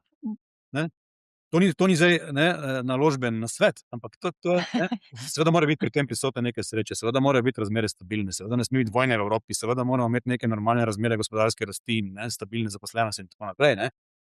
Mi smo samo toliko kakovostni in zdravi in dobri, koliko je dobro naše gospodarstvo in kako solidnim stanjem denarja imajo naše gospodinstvo, ampak če bi 10 let imeli nekega približno vsaj razvoja na način, kot je recimo 2% realna gospodarska rast, 2% obrestne mere, Evropske centralne banke, recimo, ki so v bistvu povsem skladne s ciljano inflacijo 2%, to je neke vrste ravnovesno stanje, realno, ciljano ravnovesno stanje. Če bi seveda ta pravljica trajala 10 let, bi bilo povsem mogoče razmišljati o 100 milijardah bilančne vsote, če bi se ob teh 100 milijardah bilančne vsote recimo uspelo zadržati 1,5% donos na aktivo, ne, na sredstva, ne, zdaj smo nekje na 1,7, 8, 9%, ne, bi to pomenilo 1,5 milijarde čistega dobička. Če bi se vrednotenje banke na trgu, recimo, ne, normaliziralo na nekaj 10-kratnik, kar bi bilo povsem normalno za tako institucijo, ne, ko je enkrat velika 100 milijard pa sploh, ne, bi ta banka bila vredna na trgu 15 milijard, kar pomeni, da bi delež Republike Slovenije bil vreden skoraj 2-krat toliko več, samo preostala vrednost deleža, kot je bila podeljena državna pomoč, ne. In če ti iz 1,5 milijarde plača 750 do 800 milijonov dividende, dobi Republika Slovenija 200 milijonov vsake leto samo dividende, od tega še davka od dobička, ker več zdaj ne bo davčnega ščita po novem, ne, saj še 100 milijonov davka od dobička, ne, se pravi, Republika Slovenija bi samo iz teh dveh postavk dobila kakih 300 milijonov, potem pa še vsi davki in prispevki na prejemke zaposlenih in vse ostalo, ta hiša bi prinesla, ne, 400 milijonov vsako leto državi, ne. Sanje imajo realno podlago. A lahko poslušalki Mariji in Janezu poveste, kaj je obrestno-obrestni račun, da boste razumela? Ker zdaj ste to tako zelo lepo bančno opisal, kaj je za vas pomen obrestno-obrestni račun. Pa dajte za enega malega človeka povedati, kaj se zgodi z denarjem, ki leži na bančnem računu. Prvi stavek sem to povedal, ne. 8% na 100 enot, od prej je 8%, zdaj imamo 108 enot, ne, po koncu tega leta. Naslednje leto je 8% na 108, ne več na 100. Ne, se pravi, se 8% obrestuje na višjo osnovo. Ne? In čez 2 leti ni več na 108, ne, ker je 108, 8%, je zdaj že koliko je, 117, koliko ne, potem smo kar, koliko je se ne znamo, in potem je pa kar naenkrat 130, 150, ne, in potem se to hitro seveda eksponentno dviguje, oziroma se dviguje bistveno hitreje. Ampak obrestno-obrestni račun deluje tudi v kontrasmer. Denar na bančnem računu je vreden kupno moč, to se pa zmanjšuje iz leta v leto. Zmanjševanje kupne moči, zmanjševanje realne vrednosti. To je pa nekaj drugega, ne. Nominalno imate isti znesek, ampak ta znesek seveda prinaša bistveno znižano, za nominalno inflacijo znižano realno kupno moč. Me pa pogosto rečejo, pa saj 10 jurjev imam, to kot sem ga imel pred 10 leti, imam tudi danes 10 jurjev na računu. Ja, ampak 10 jurjev pomeni manjšo kupno moč, s tem manj lahko kupaš, ne. To je poanta. Tretjino avtomobila tistega časa. Ja, kar precej se zmanjša, skoraj za polovico se kupna moč v 40 letih zmanjša. Tako da, če imate denar na NLB-ju, ga aktivirajte. Imamo doma kmetijsko posestvo, traktorji so se v 7 letih podražili za 100%. Traktor, ki je bil takrat 50, zdaj 100 tisoč. Evo. Če na hitrico, a mogoče verjetno gledate nove prevzemne tarče, nove projekte, ki bi jih lahko prevzeli, lahko kaj več poveste o tem? Mislim, kot javna delniška družba ne moremo biti konkretni, mi ves čas spremljamo razmere, predvsem v naši ciljni regiji, govorimo o trgi nekdanje Jugoslavije in druga presečna množica je Zahodni Balkan. Mi od teh 6 držav Zahodnega Balkana zgolj v Albaniji nismo prisotni, tako da iščemo poti. Pa Hrvaška, ne? In se ne uvršča geografsko v ta relativno nov neposrečen termin Zahodni Balkan, ne. Raje uporabljamo termin Jugovzhodna Evropa, ampak potem pa se sprašujemo, potem tudi Grčija, Bolgarija, ne, potem to malo razširi vse skupaj, ne, tako da mi govorimo o področju nekdanje Jugoslavije, vključno z Albanijo, ne, se pravi, ena presečna množica je nekdanje Jugoslavije, druga presečna množica pa je tako imenovano neposrečno področje Zahodnega Balkana, kjer zgolj od teh 6, ne, zgolj v Albaniji nismo prisotni, v ostalih 5 smo pa vseh 5 med 3 največjimi kreditorji na trgu, ne. Tako da imamo sistemsko pomembno pozicijo, uradno sistemsko pomembno pozicijo v 6 državah, se pravi Sloveniji in 5 drugih, ne. Na Hrvaškem smo prisotni od lanskega 9/11, oziroma predlanskega zdaj že, ne, 11. septembra z leasing operacijo, smo kar zadovoljni s stopnjami rasti. Z banko neposredno pač do zdaj še nismo mogli biti, ne. Addiko je bila edina taka možnost za posredni vstop, enako kot je bilo za leasing operacijo, ker smo kupili največjo leasing hišo v Sloveniji, ki je imela seveda tudi hčerinsko družbo na Hrvaškem, to bi bilo seveda z Addikom mogoče, ne. Pač nam takrat ni uspelo, kot rečeno, ne, čas bo pokazal, ali bo morda kdaj drugače, in bi seveda imeli ambicijo potem rast na hrvaškem trgu, ne, in tudi seveda dokupovati še kako premoženje. Mi seveda razmišljamo tudi ponovno o lastniških vstopih v zavarovalne družbe, ne. Mi smo, kot veste, imeli zelo uspešno partnerstvo, skupno vlaganje z belgijsko skupino KBC, ki je v svetovnem merilu dejansko edini res odlično delujoč bančno-zavarovalni poslovni model, ki ima močen bančni in zavarovalni steber, ne. In smo se mi tega posla od njih učili, tako da zavarovalnica Vita, recimo danes, ki je v lasti Sava skupine, ne, smo razvili mi skupaj s KBC-jem in danes ima 20% tržni delež na trgu življenjskih zavarovanj, pa smo mi razvili kot banka, ne, se pravi, mi to znamo. In seveda velike sinergije so tu prisotne, ker je bančni kanal najučinkovitejši kanal za distribucijo univerzalnih finančnih storitev, vključno zavarovalnih, ne, še posebej, ko gre za življenjska zavarovanja, ne. Tako da tu so izjemne sinergije prisotne, zato razmišljamo seveda o vstopu, morebiti lastniškem, tudi v kakšne, predvsem življenjske zavarovalnice, recimo, in tu se ne omejujemo na Slovenijo, spet govorimo o tem ciljnem področju, ne. Kupili smo družbo za upravljanje v Severni Makedoniji, ne. Če bi se tu pojavile kakšne dodatne možnosti, še posebej v Srbiji vidimo velik potencial, ne. Potem področje seveda tudi pokojninskih zavarovanj, v neki točki že ravno je to zelo tvegano, ko bodo se seveda te javne blagajne začele bolj tresti, se zna hitro pojavljati kakšne težnje po nacionalizaciji teh stebrov, ne, in to nas malo skrbi in se bojimo, zato smo tudi prodali pokojninsko družbo v Severni Makedoniji takrat, recimo, ne, pred leti. Ampak leasing področje je za nas zanimivo, ne, tudi aktivnosti in dejavnosti, ki so povezane z ponujanjem univerzalnih finančnih storitev, kakšna podatkovna, ne, podjetja, recimo kupili smo Dober avto portal, recimo, ne, ki je zdaj že hitro raste in se pozicionira kot nek portal za recimo urejanje vprašanja mobilnosti, povezovanje z našim NRB Leasing, ki je največja leasing družba v državi, ne. In zdaj smo že na Hrvaškem prisotni, v 4 državah je že leasing, recimo, operacija prisotna, ne. Družbe za upravljanje imamo zdaj v 3 državah pod našim NRB skladi, ki so, ne, nosilec razvoja te storitve v regiji, v državi, zdaj pa želimo biti tudi v regiji, ne. V Sloveniji imamo 42% tržni delež, praktično iz nič, ne, mi smo NRB sklade iz nič postavili, nismo imeli nobenih učinkov iz privatizacije in tako naprej. In je danes tržni delež 42%. Praktično 2% točki tržnega deleža smo pridobili vsako leto, ne. Tako da je zelo široko to področje našega interesa, in kot rečeno, ni omejeno na klasične bančne storitve, ampak na univerzalne finančne storitve. Zavarovalništvo, ne, leasing, ne, tudi upravljanje premoženja, še posebej prav upravljanje premoženja in zavarovalništvo. Ker ravno to želimo spodbujati, ne, da obstajajo tudi alternative klasičnim depozitom, ne, da obstajajo tudi alternative naložbam v nepremičnine, ki seveda tudi spodbujamo in, ne, podpiramo s stanovanjskimi posojili, pa skušamo skupaj partnerstvo z investitorji v objekte, ne, vnaprej dogovoriti tudi sheme za, ne, da nagovorimo lahko našo bazo strank in jim ponudimo to prednostno, pa tudi ugodnejša posojila, kakor dobijo, ne, sploh če gre za kakšne objekte, ki so energetsko učinkovitejši, ne, pa so zelena stanovanjska posojila še cenejša in to skušamo spodbujati, tudi to zeleno transformacijo, ne, preoblikovanje. Tako da mi gledamo vse, ves čas spremljamo vse. Vse je pa seveda potem odvisno od tega, ali so tovrstna podjetja v rokah nekoga, ki je pripravljen na prodajo.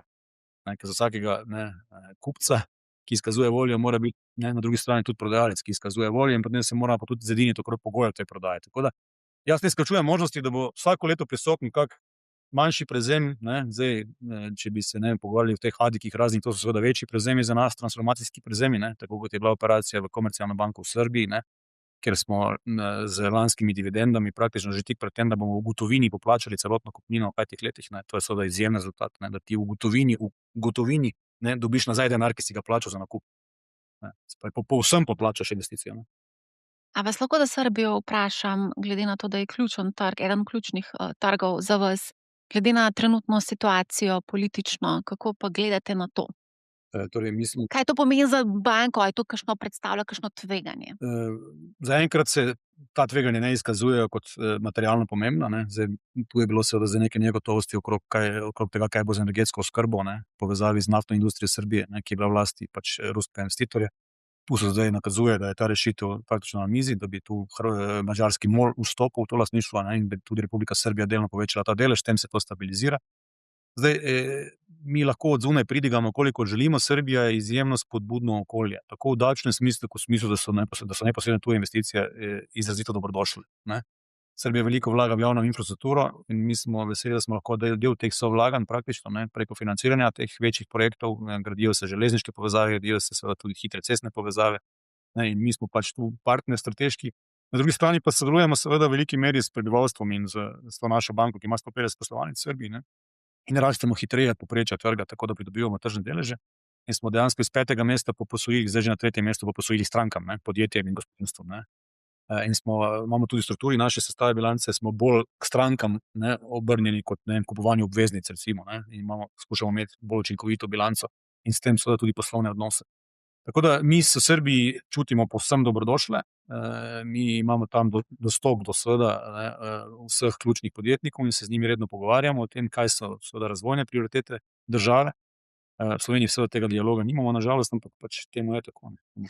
A vas lahko vprašam za Srbijo, glede na to, da je tam šef Vučić in pomembno vpliva praktično na vse aspekte njihovega življenja, a ste se dobili z Vučićem, ste se pogovarjali kaj z njim?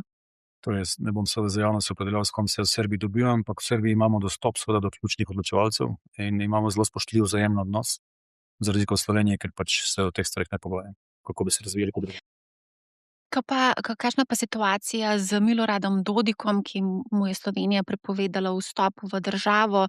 Tam ste tudi ena izmed večjih bank. A je to tudi kaj vplivalo mogoče na poslovanje? In glejte, Ne vem. lokalni voditelji se zavedajo, da smo mi seveda zasebna banka. Ne? Lastniška sestava NLB-ja je zelo jasna. Ne? Republika Slovenija ima 25% njen delež, kar pomeni, da s tem glasuje tudi na skupščini. Sicer pa je v lastniški sestavi NLB skupine od 20 najuglednejših finančnih vlagateljev na svetu investiranih vsaj 14. Ne? In na to smo prav posebej ponosni. In seveda se zavedajo tudi naši sogovorniki na drugi strani, da smo hiša, ki deluje povsem nevtralno.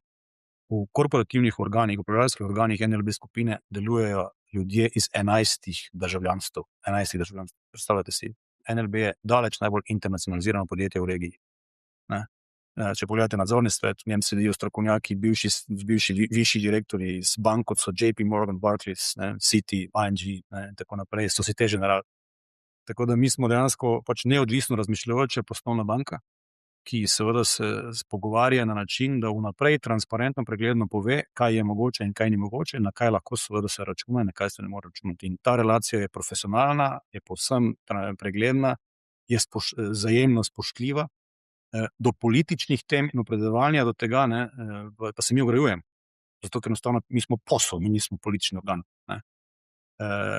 Slovenije se pa mogoče tu pa tam kaj oglasimo, zato ker pa za domovino nam pa ni vseeno in grejo stvari v smeri, ki seveda niso nujno v interesu tistih, ki mislijo, da so v tem trenutku prizadeti. Še bistveno bolj bodo prizadeti, če bomo skupaj ustvarili manj in ne bomo imeli za deliti tega, kar bi si želeli deliti. Kaj pa si mislite o politiki Donalda Trumpa? Njegov mindset je jasen, America first. Zdaj je vprašanje, ali smo sposobni odgovoriti z mega proti učinkom. Make Europe great again. Ne?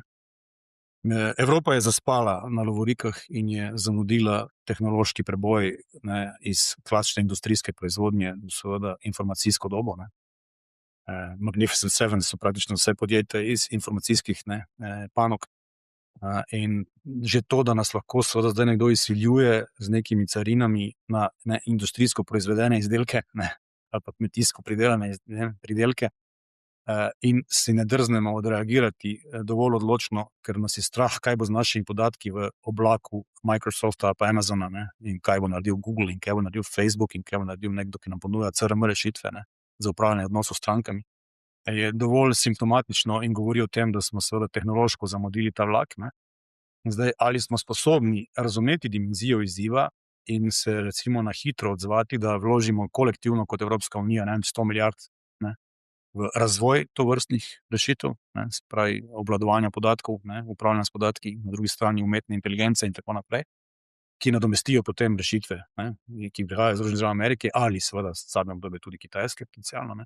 Ali nismo, ali bomo pač muzej na prostem in turistična znamenitost, ker kakovost življenja tu je pa še vedno bistveno višje kot v Ameriki in Kitajske. To je pa dejstvo.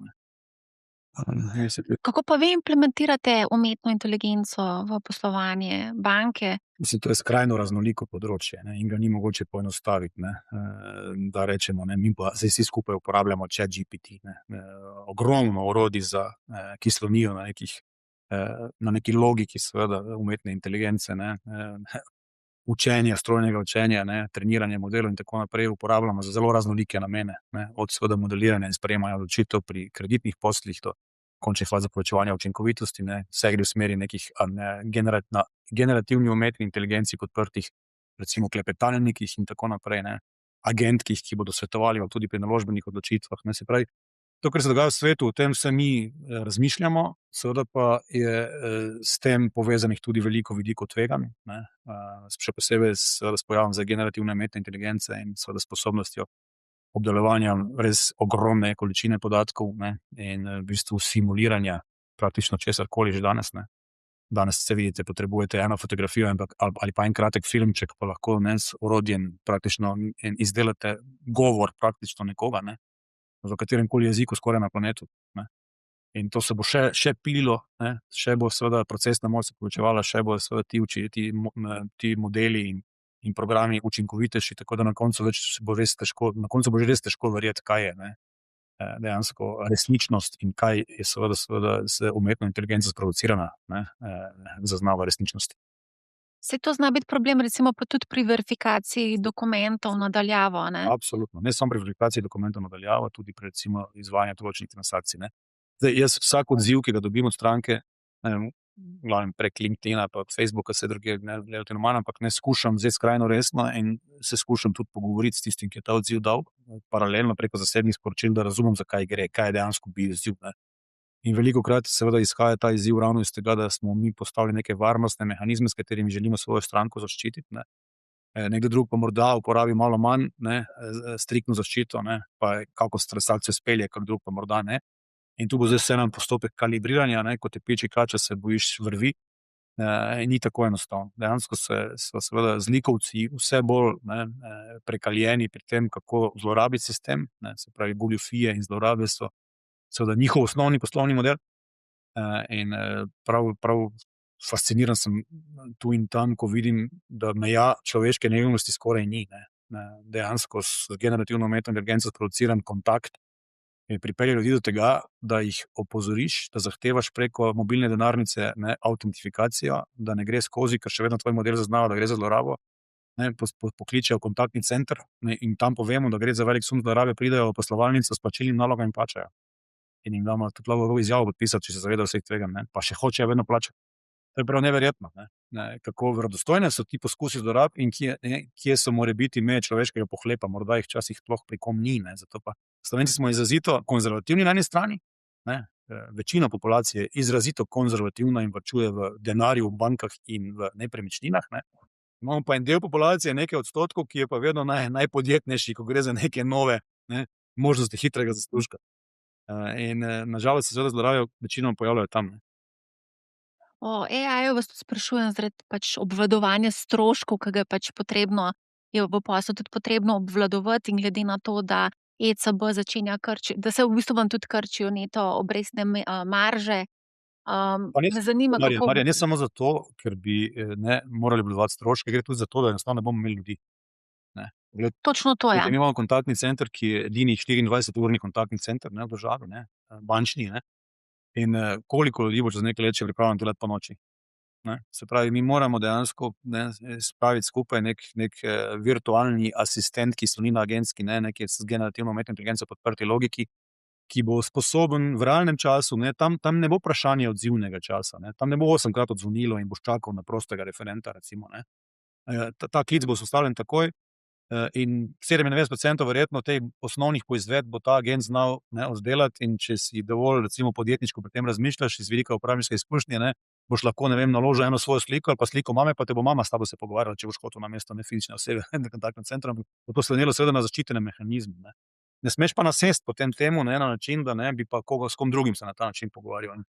Zato pa zadnji korak pa bodo pri večjih transakcijah, se pa zna zgoditi, ne, da pri takih, ki bi recimo materialno ogrožale vaše premoženje, ne vem, da bi želeli z varčevalnega računa nakazati neki večji znesek kam ven, ne, pa se zna zgoditi, da boste morali priti celo v fizično poslovalnico, ker enostavno ne bomo Fizično v poslovalnico. enostavno ne bomo več mogli biti v stanju verjeti, ne, da gre za verodostojno komunikacijo, ne. Na neki točki morda pride celo do tega, ne, da bomo enostavno se želeli izogniti temu tveganju, ne vem, če boste hoteli 50 000 evrov nakazati kam, ne, boste morali mogoče priti celo v fizično poslovalnico.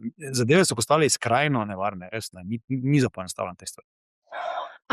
A lahko mogoče delničarji pričakujejo tudi bolj agresivno krčenje fizične mreže poslovalnic? To smo zdaj že videli, da se že dogaja, ne. Ne samo bank, tudi drugi objekti zapirajo poslovalnice. Ja, glejte, z pospešeno digitalizacijo obisk poslovalnic dejansko hitro pada, ne.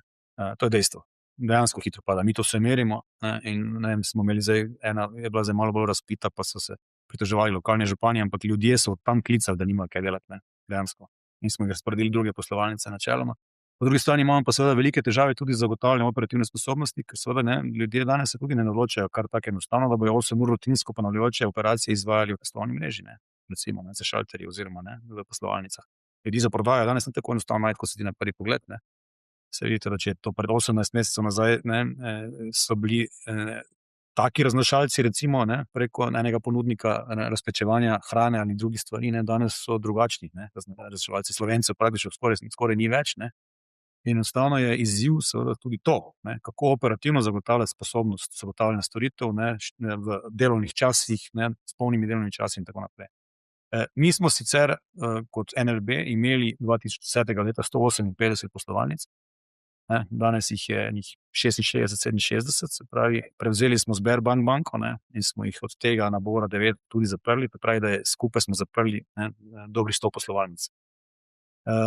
Zdaj, ta obseg, ki ga zdaj imamo, v bistvu ne verjamem, da bo bistveno manjši. Število obsega poslovalnic bo pošlo za kako repozicioniranje, ker se seveda spostavljajo nova spalna naselja, ker se Slovenija kakorkoli razvija. Recimo na Gorenjskem smo bili podhranjeni, zato odpiramo poslovalnico v Radovljici. Saj smo imeli samo Kranjsko, pa Škofjo Loko, zdaj odpiramo še Radovljico. Oziroma, ja, tako je.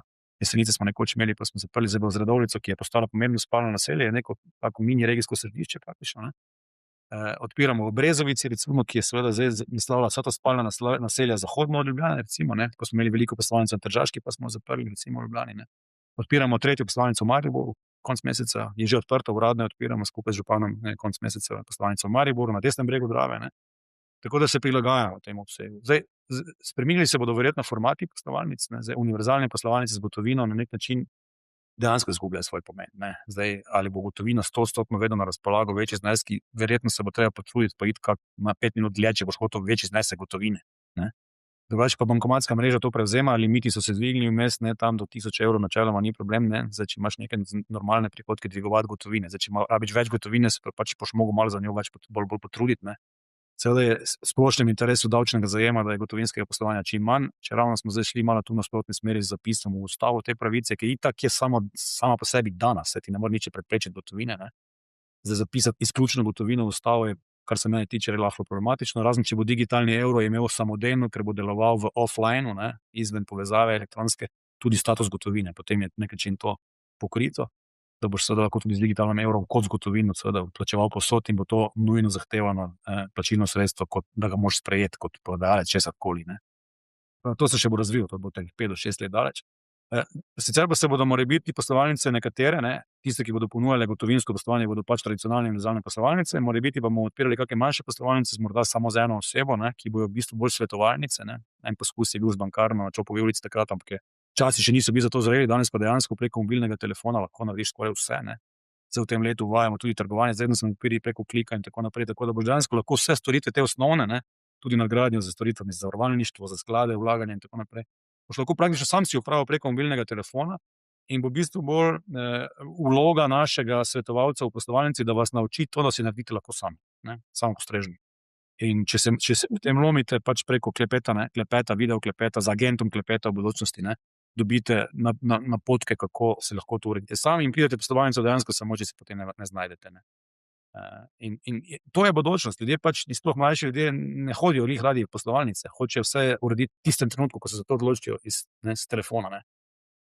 Je pa tudi neugoden čas vaših delovanja poslovalnic v času pač služb drugih, to pomeni, da dejansko se moraš dopust vzeti, zato da greš lahko na banko. Mislim, da smo v 21. stoletju to nekako že prerasli, ne vem.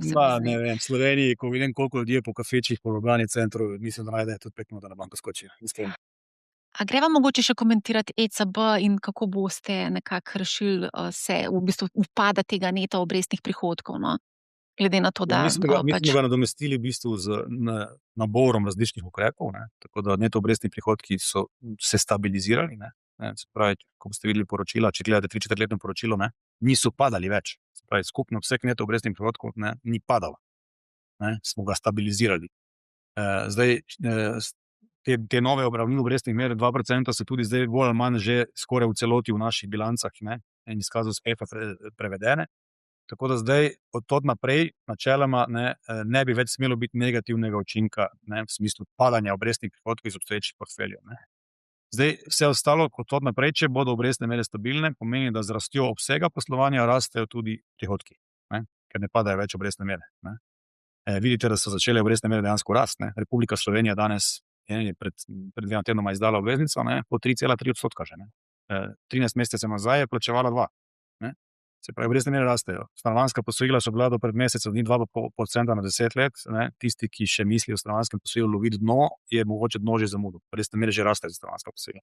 Zato, ker ti ne moreš za 10 let nekomu zaračunati 2,5%, če Republika Slovenija kot netvegan instrument za svojo obveznico plača 3,3%. To preprosto ni higienično. Ne. Potem za banko bolj razumno, da kupi obveznice za Republike Slovenije, ne da podeli stanovanjsko posojilo z vsemi tveganjimi, izterjave in tako naprej. Ne. Dokler verjamemo, da je naša država vredna zaupanja. Ne. Če bi razmišljali o tem, da Republika Slovenija lahko ne poravna svojih obveznosti, potem je ta logika postavljena na glavo. Ne. Tako da obrestno okolje se že počasi, ne, v teh nekih razmerjih, kako vsi skupaj gledamo na razmere, ne, dviguje. Mi pa še vedno hitro rastemo. Ne, naš obseg depozitov oziroma obseg kreditov in skupne bilančne vsote raste hitreje kot z 10% stopnjo. Se pravi, če bi obrestne mere ostale stabilne oziroma rahlo rastle, ne, to pomeni seveda zdaj tudi rast obrestnih prihodkov. Na drugi strani neobrestni prihodki so imeli tudi seveda soliden trend, ne, kot rečeno, mi se osredotočamo tudi na storitve upravljanja premoženja, zavarovalniške storitve, ne zgolj, ne, na kreditiranje. In mi smo v tem, v Republiki Sloveniji, kakorkoli gledamo, pač najboljši, relativno gledano, ker pridobivamo tržne deleže pri teh storitvah in dejansko pomembno vseh naših prihodkov ustvarjamo že iz teh dodatnih storitev. Moj zgled pri tem je malo skupina Intesa iz Italije, ki polovico prihodkov ustvari dejansko z neobrestnimi prihodki. Kar pomeni, da se je zmanjšala njihova odvisnost od dejansko obrestnega okolja. Ne? Pomembno zmanjšala odvisnost od obrestnega okolja in ko ti seveda kreditiraš, tudi porabljaš kapital, ko ustvarjaš neobrestne prihodke, ne? S tem, ko ponujaš storitve upravljanja premoženja in zavarovalništva, ne porabljaš svojega kapitala. Sicer za vsak kredit moraš 15 centov, za vsak evro kredita moraš 15 centov oddeliti kapitala. Ne? In je to seveda za tebe v kalkulacijah tudi nujno pomembno upoštevati. Ne? In kakšne so tvoje zmožnosti za rast. Pri neobrestnih nimaš omejitev za rast. Ja, in tudi zmanjšuješ s tem odvisnost v bistvu od obrestnega poslovanja. Tako da mi smo stabilizirali prihodke, računamo zdaj na njihovo rast, hkrati seveda rastejo tudi delno stroški, stroški rastejo seveda tudi pomenljivo, zato ker smo se seveda zdaj odločili za res pospešena vlaganja z namenom čim hitrejšega ujemanja, čim hitreje ujeti uporabniško izkušnjo pač teh neoponudnikov, izključno digitalnih ponudnikov. Tako da tudi res dejansko povečujemo investicije in letošnji program za naložbe v platforme, naše platforme je po obsegu kodiranja, če želite, 3 do 5 krat višji kot pred 5 leti. Ne. Se pravi, dejansko tu vlagamo veliko denarja. Po drugi strani pa seveda prejemki, ne, v celotni regiji rastejo. Ne. S tem, ko raste generalno plačo v sistemu, se tudi to mora prilagajati. Ne. In se tu pač malo v ekonomiki to pozna. Ampak dolgoročno jaz mislim, da ocenjujemo vsi skupaj v ekipi, da bomo dosegali stopnje rasti prihodkov in hkrati uspeli seveda držati zdaj 2 leti resnih investicij v platformizacijo, potem pa ta rast stroškov relativno zmernejša, da bi se potem približevali tem strateškim ciljem. Obseg poslovanja se mi niti slučajno ne zdi izziv, vse poslovanje bi morali doseči. Zdaj učinkovitost tega poslovanja, v smislu dobičkonosnost tega poslovanja, je pa delna funkcija obrestnega okolja. Ne. Če bi obrestne mere ostale tu 2, pa raslo malo več, ne, je drugače, kot če bi šla ECB v smeri, kjer smo bili priča 7 let negativnih obrestnih mer. Potem seveda ekonomika se sesuje, ne, povsem, potem je to nekaj drugega. Če imamo pa to stabilno predvidljivo okolje, pa se bomo mi bližali tej milijardi, ne, in v 10 letih, če bi še kak prevzem zdaj dosegli, še posebej v zgodnejši fazi, recimo v naslednjih 2 letih, se mi zdi to povsem mogoče, recimo, da bi dosegli 100 milijard bilančne vsote, 1,5 milijarde dobička in od tega 800 milijonov dividende. Zdaj, ko ste omenjali neobanke, pa da poskušate ujeti v bistvu ne samo po izkušnji, ampak ne vem, zdaj stroškovno boste verjetno težko konkurirali neobankam, glede na to, da praktično ponujajo zastonj svoje storitve. Razen če imaš kakšen paket. Vse jih ne ve dejansko zastonj. To je, vidimo zdaj iz lastnih izkušenj, ko recimo nas je kakšna stranka želela malo stisniti pri pogojih, ne pa rekla, oni so zastonj pa to, ampak potem smo primerjali dejansko izvedene transakcije. Ni pomemben samo strošek ob transakciji. Ne, recimo tudi pri nakupi vrednostnih papirjev. Po kakem tečaju si kupil? In razlike v tečajih so velikokrat bistveno večje kot so fi, ki jih ponudnik zaračuna. Enako je recimo pri nakupih kriptov, premoženja. Tam nimate nobenega problema plačati 2 do 3% provizijo. Ne. Pri banki vam je muka plačati par evrov. Ne. Tako da vedno je treba stvari postaviti s perspektivo. Ne. Tudi pri transakciji z vrednostnimi papirji, kot rečeno, imamo zdaj kar nekaj pomembnih primerov, večjih nakupov delnic, kjer je recimo broker ponudil, ali pa platforma ponudila izjemno nizke fije. Ampak dejanska transakcija se je izvedla pri bistveno višji vrednosti tečaja. Kaj si s tem pridobil? Ja, to je treba biti zelo pozoren. Tudi pri slovenskih brokerjih je treba paziti na razliko med nakupno in prodajno ceno. To je treba zelo paziti. Ja. Ja, treba je razumeti celotno ekonomiko. Ne. Upoštevati treba vse stroške. Ne. Tako kot se od bank zahteva efektivna obrestna mera, recimo pri kreditiranju, z vsemi stroški vključenimi. Ne. Tako treba tudi pri transakcijah z vrednostnimi papirji in alternativnih naložbah vzeti vse stroške vedno v obzir. Nujno, absolutno nujno. Zdaj, prej ste omenil, da se zgledujete po Intesi Po Milanu v Italiji. Ja. v Milanu. Oni so dejansko naredili en korak proti kriptu. Mislim, da so celo kupovali bitcoin. Kako gledate danes na bitcoin? Nazadnje smo se pogovarjali leta, mislim, da je bilo 22, ste bili tisto ne. Zaradi zakonodaje varovanja potrošnikov, da je to pač Ja. ne gre čez. Jaz še vedno govorim isto. Ne? Kripto naložbeni razred, zdaj, jaz se ne omejujem tu na bitcoin, ker teh pojavnih oblik, ne, teh možnosti za vlaganje v tem svetu, obvladovanja pač veriženja podatkov, ne, podatkovnih blokov, je kar nekaj. Bitcoin se je pač pokazal kot najobstojnejši oziroma najpomembnejši materialno. Je zame to legitimen, kredibilen naložbeni razred. Ne? Treba se pa je zavedati, da je visoko tvegan naložbeni razred. Ne? Zdaj imamo vernike v ta razred, ki govorijo, da bo to postala alternativa svetu. Ne? Z različnih razlogov jaz pač nažalost v to ne verjamem, zato ker digitalni evro je ravno poskus delovanja v nasprotni smeri. Ne? In ko enkrat digitalni evro napolno funkcionira, ne? Se zna zgoditi tudi kakšne prepovedi. Ne? Poglejmo si Kitajsko, recimo, ne?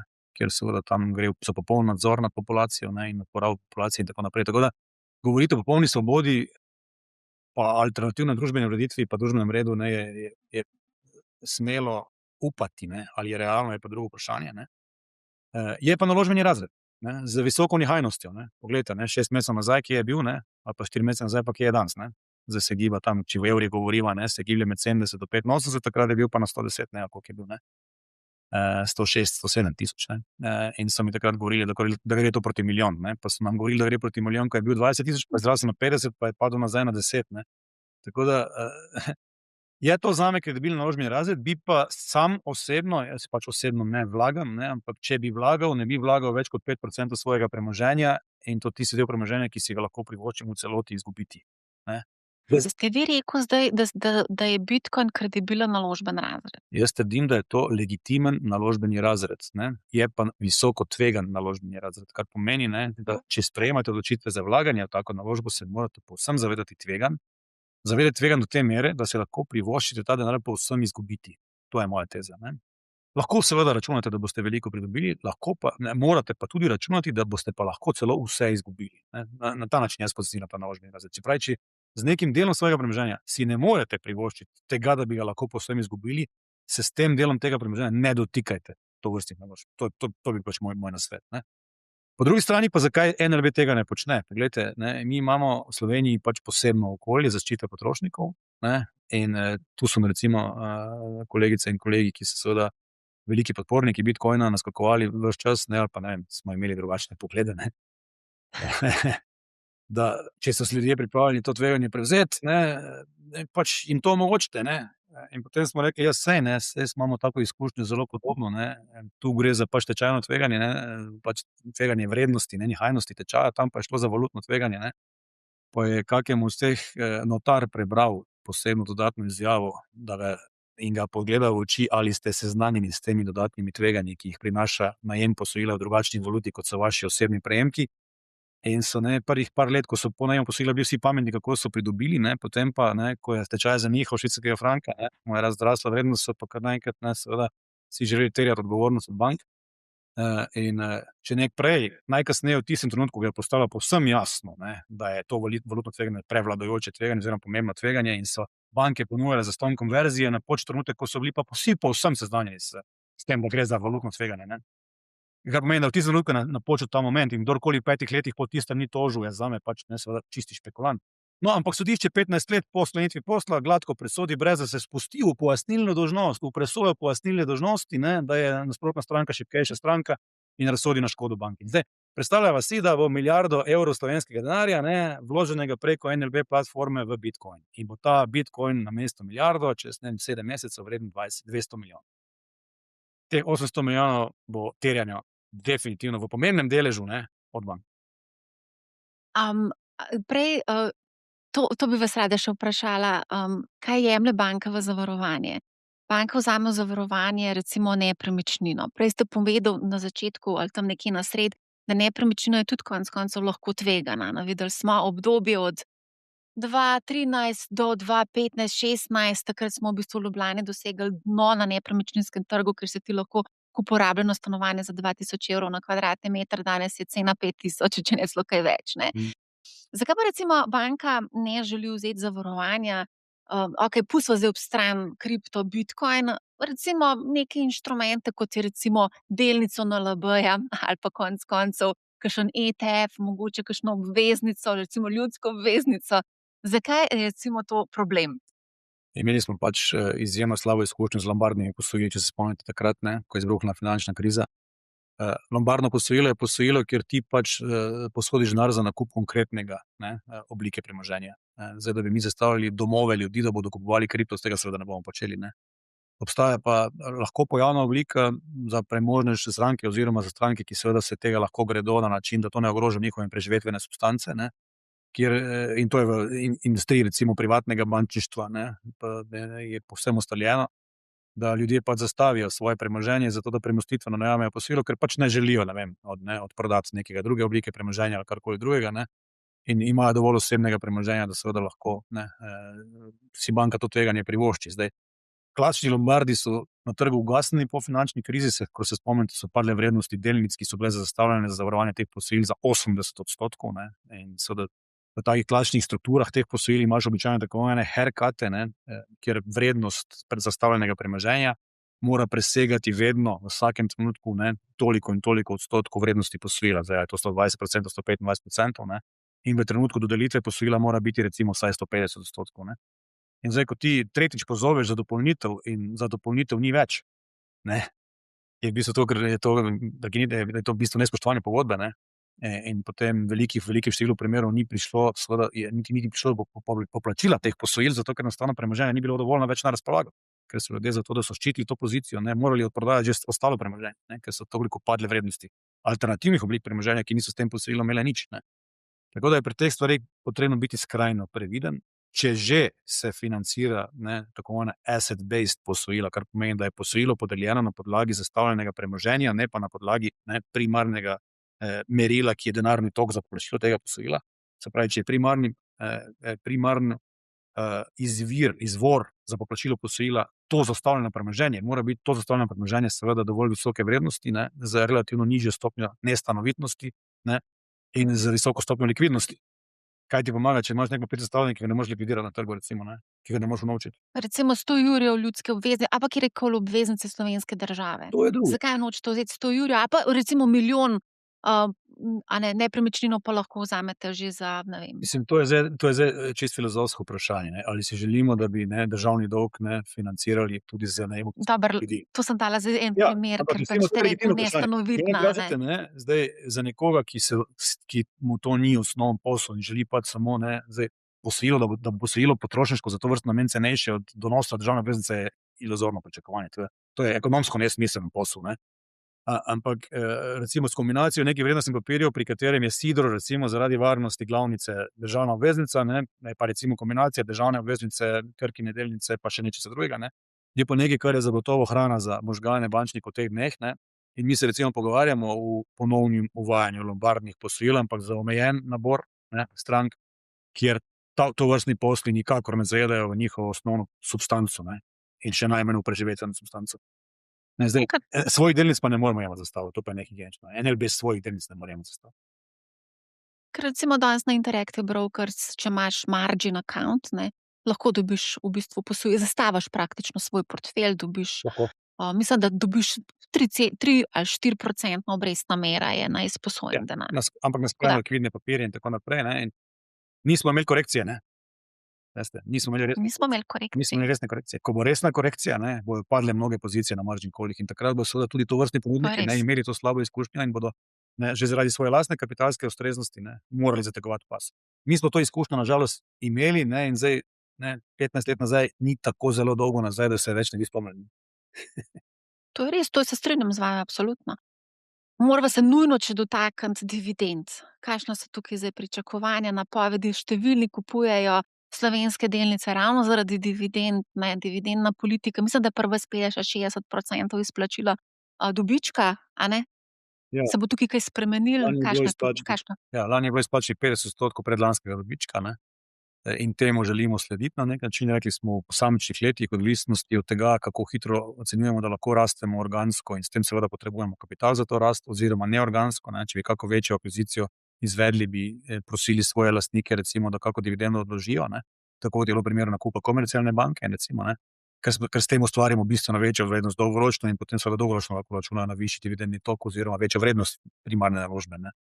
Ampak če se ne zgodijo večji prevzemi in če uspevamo rasti s nekimi temi normalnimi stopnjami rasti, potem je pričakovana dividenda med 50 do 60%, ne, v odvisnosti, eno leto 50, kako leto morda kaj več, ne. In če bi rasti z dobički proti tem, ne, milijardi, ne, potem seveda bi polovica tega pomenilo 500 milijonov, ne, kar bi bilo skoraj podvojitev lanske dividende v končni fazi, ne. In zdaj, visoki dividendni donosi govorijo tudi o tem, da so vrednotenja slovenskih delnic relativno nizka, ne. Vi sicer, če normalizirate dividendne donose, običajno delničarji zadovoljijo tam z 2,5–3%, ne to, da mi plačujemo 6–7% dividendne donose, govori o tem, da so naše delnice relativno nižje vrednotene, ne. Ker pomeni, da za glavnico plačate manj in zato je dividenda, ki jo sicer naš poslovni model premore, ne, relativno višja v donosnosti, ne, ker ste kupili naložbo podcenjeno, ne. Če bi se normalizirali likvidnosti na borzi, ne, da bi mi seveda trgovalo se z 5 milijoni dnevno, ne, potem bi seveda tudi to dalo zagotovilo večjim vlagateljem, da se lahko iz svojih pozicij hitro umaknejo in bi bil večji interes tudi tovrstnih investitorjev, ki ne pričakujejo pa tako visoke premije, ne, za tveganje, ne, ki je NLB riziko, recimo, kjer smo samo eno stopnjo pod A ratingom v tem trenutku, ne. Seveda smo že dolgo investment grade, se pravi, imamo investicijski rating že zelo dolgo, ampak ne, smo samo še eno stopnjo pod A ratingom. To bi bil pa zgodovinski prelom za nas, ne, potem, ko smo bili praktično, ne, reševani. Zdaj, če pogledamo samo še na hitro kalkulacijo, ne, sem prej omenil, nisem, ampak ne, z dividendnim pritokom, z dividendami do zdaj in z kapital, z privatizacijskimi kupninami smo na milijarde 400 približno, ne, do tega trenutka. In če bi delež danes prodali strategu in vidimo vsaj 4–5, ki bi bili strateško zainteresirani za vstop, če bi se seveda Republika Slovenija odločila za umik, bi danes bil preostala vrednost deleža zagotovo 1,5 do 1,6 milijarde evrov, kar pomeni, da smo mi že globoko, ne, nad tem, koliko je bila podeljena državna pomoč, vključno z zanimivim donosom na ta znesek, ne. A bi si želeli, da slovenska država ne bi bila lastnik NLB-ja? Ne, jaz bi si želel. 25+1. Jaz bi si želel, da smo skupaj s slovensko državo spet zvezda Evrope in da je banka vredna 15 milijard in da vsako leto v državni proračun plačamo 400 milijonov evrov. A lahko mogoče samo za konec še poveste, kaj Blaža Brodnjaka skrbi v letu 2026? Dobro, geostrateška slika je seveda daleč največji izziv v tem trenutku, nihče res ne razume, kaj se dogaja, ne. Ta igra je velika igra, ne, od tega, da nekdo pošlje med letom nekam eno AI powered fotografijo oziroma sliko, ne, z zastavo zapičeno na teritorij neki, ne. Poglejmo si skupaj vse, pozivam na govor premiera, predsednika vlade Kanade v Davosu. Še so glasovi razuma, še so glasovi multilateralizma in liberalne demokracije, nekih sodobnih pridobitev civilizacije, ni upanje še umrlo. Zdaj, ali lahko Evropska unija se poveže v neko širšo integracijo ponovno z Veliko Britanijo in po možnosti s Kanado in se iz cone obdobja demografskega hedonizma, ne, prelevimo v ponovno neko propulzivno družbo ob zavedanju, da je treba več delati, pa mogoče tu pa tam nekak dan manj dopusta, ne. In če želimo tekmovati seveda s Kitajci, ne. Včeraj sem imel pogovor z enim kolegom, pravi, da na teh elitnih londonskih šolah oziroma angleških šolah, Oxford in Cambridge, so samo še kitajski in indijski otroci, ki se učijo 16 ur na dan, ne. Mlajši pa po 4 urah postanejo utrujeni, ker morajo imeti balans. S temi otroki bo težko živeti, ne, na način, da bi lahko tekmovali, ki se bo morali naučiti sodelovati, ne, in zdaj mi pa, ne, kot rečeno, bi delali ob zavedanju, da nimamo dovolj otrok 30 ur, ne, mi ob zavedanju, da nimamo dovolj otrok, stimuliramo upokojence oziroma mlade ljudi pri 58, da delajo 80% časa, namesto da bi dovolili upokojencem, ki so že upokojeni, delati s polnim delovnim časom, mnogi si to želijo, ne. Mi smo v enem drugem filmu in če ne bo prišlo do preloma po teh volitvah, da se igra drug film, da smo v napačni dvorani, ne, potem pač se nam ne piše nič dobrega, ne. A izkoristite kdaj pravico do odklopa? Ma kakega odklopa, saj ni odklopa. V digitalnem svetu je 24/7 privatno in službeno povezano, mislim, zvezno povezano. To je odlično, odlično. Kaj pa mogoče, samo še to, kaj pa ECB, monetarna politika, to pomembno vpliva tudi na poslovanje NLB-ja konec koncev? Zaenkrat se izkazuje kot na nek način stabilno predvidljiva, recimo, ne, v tem, kar gledamo lahko eno leto naprej. Ne. Se pravi, zdaj v tem 2026 se nakazuje, da ne bo nekega večjega eksperimenta strani kolegic in kolegov v Frankfurtu. Ne. Se pravi, to 2-odstotno obrestno okolje je v bistvu ravnovesno obrestno okolje, ker ciljajo 2-odstotno inflacijo. Ne. In dokaj je inflacija na področju Evropske monetarne unije bolj ali manj tu okrog 2%, ne, in gospodarska rast kljub vsemu pozitivna, če tudi zgolj zmerno pozitivna, ne pričakujem, da bi Evropska centralna banka radikalno spreminjala svoj smer v denarni politiki. Ne. Ok, mislim, da je to. Najlepša hvala za odlično debato. Enako, hvala za povabilo. Poslušajte Money How, ne bo vam žal in lep pozdrav.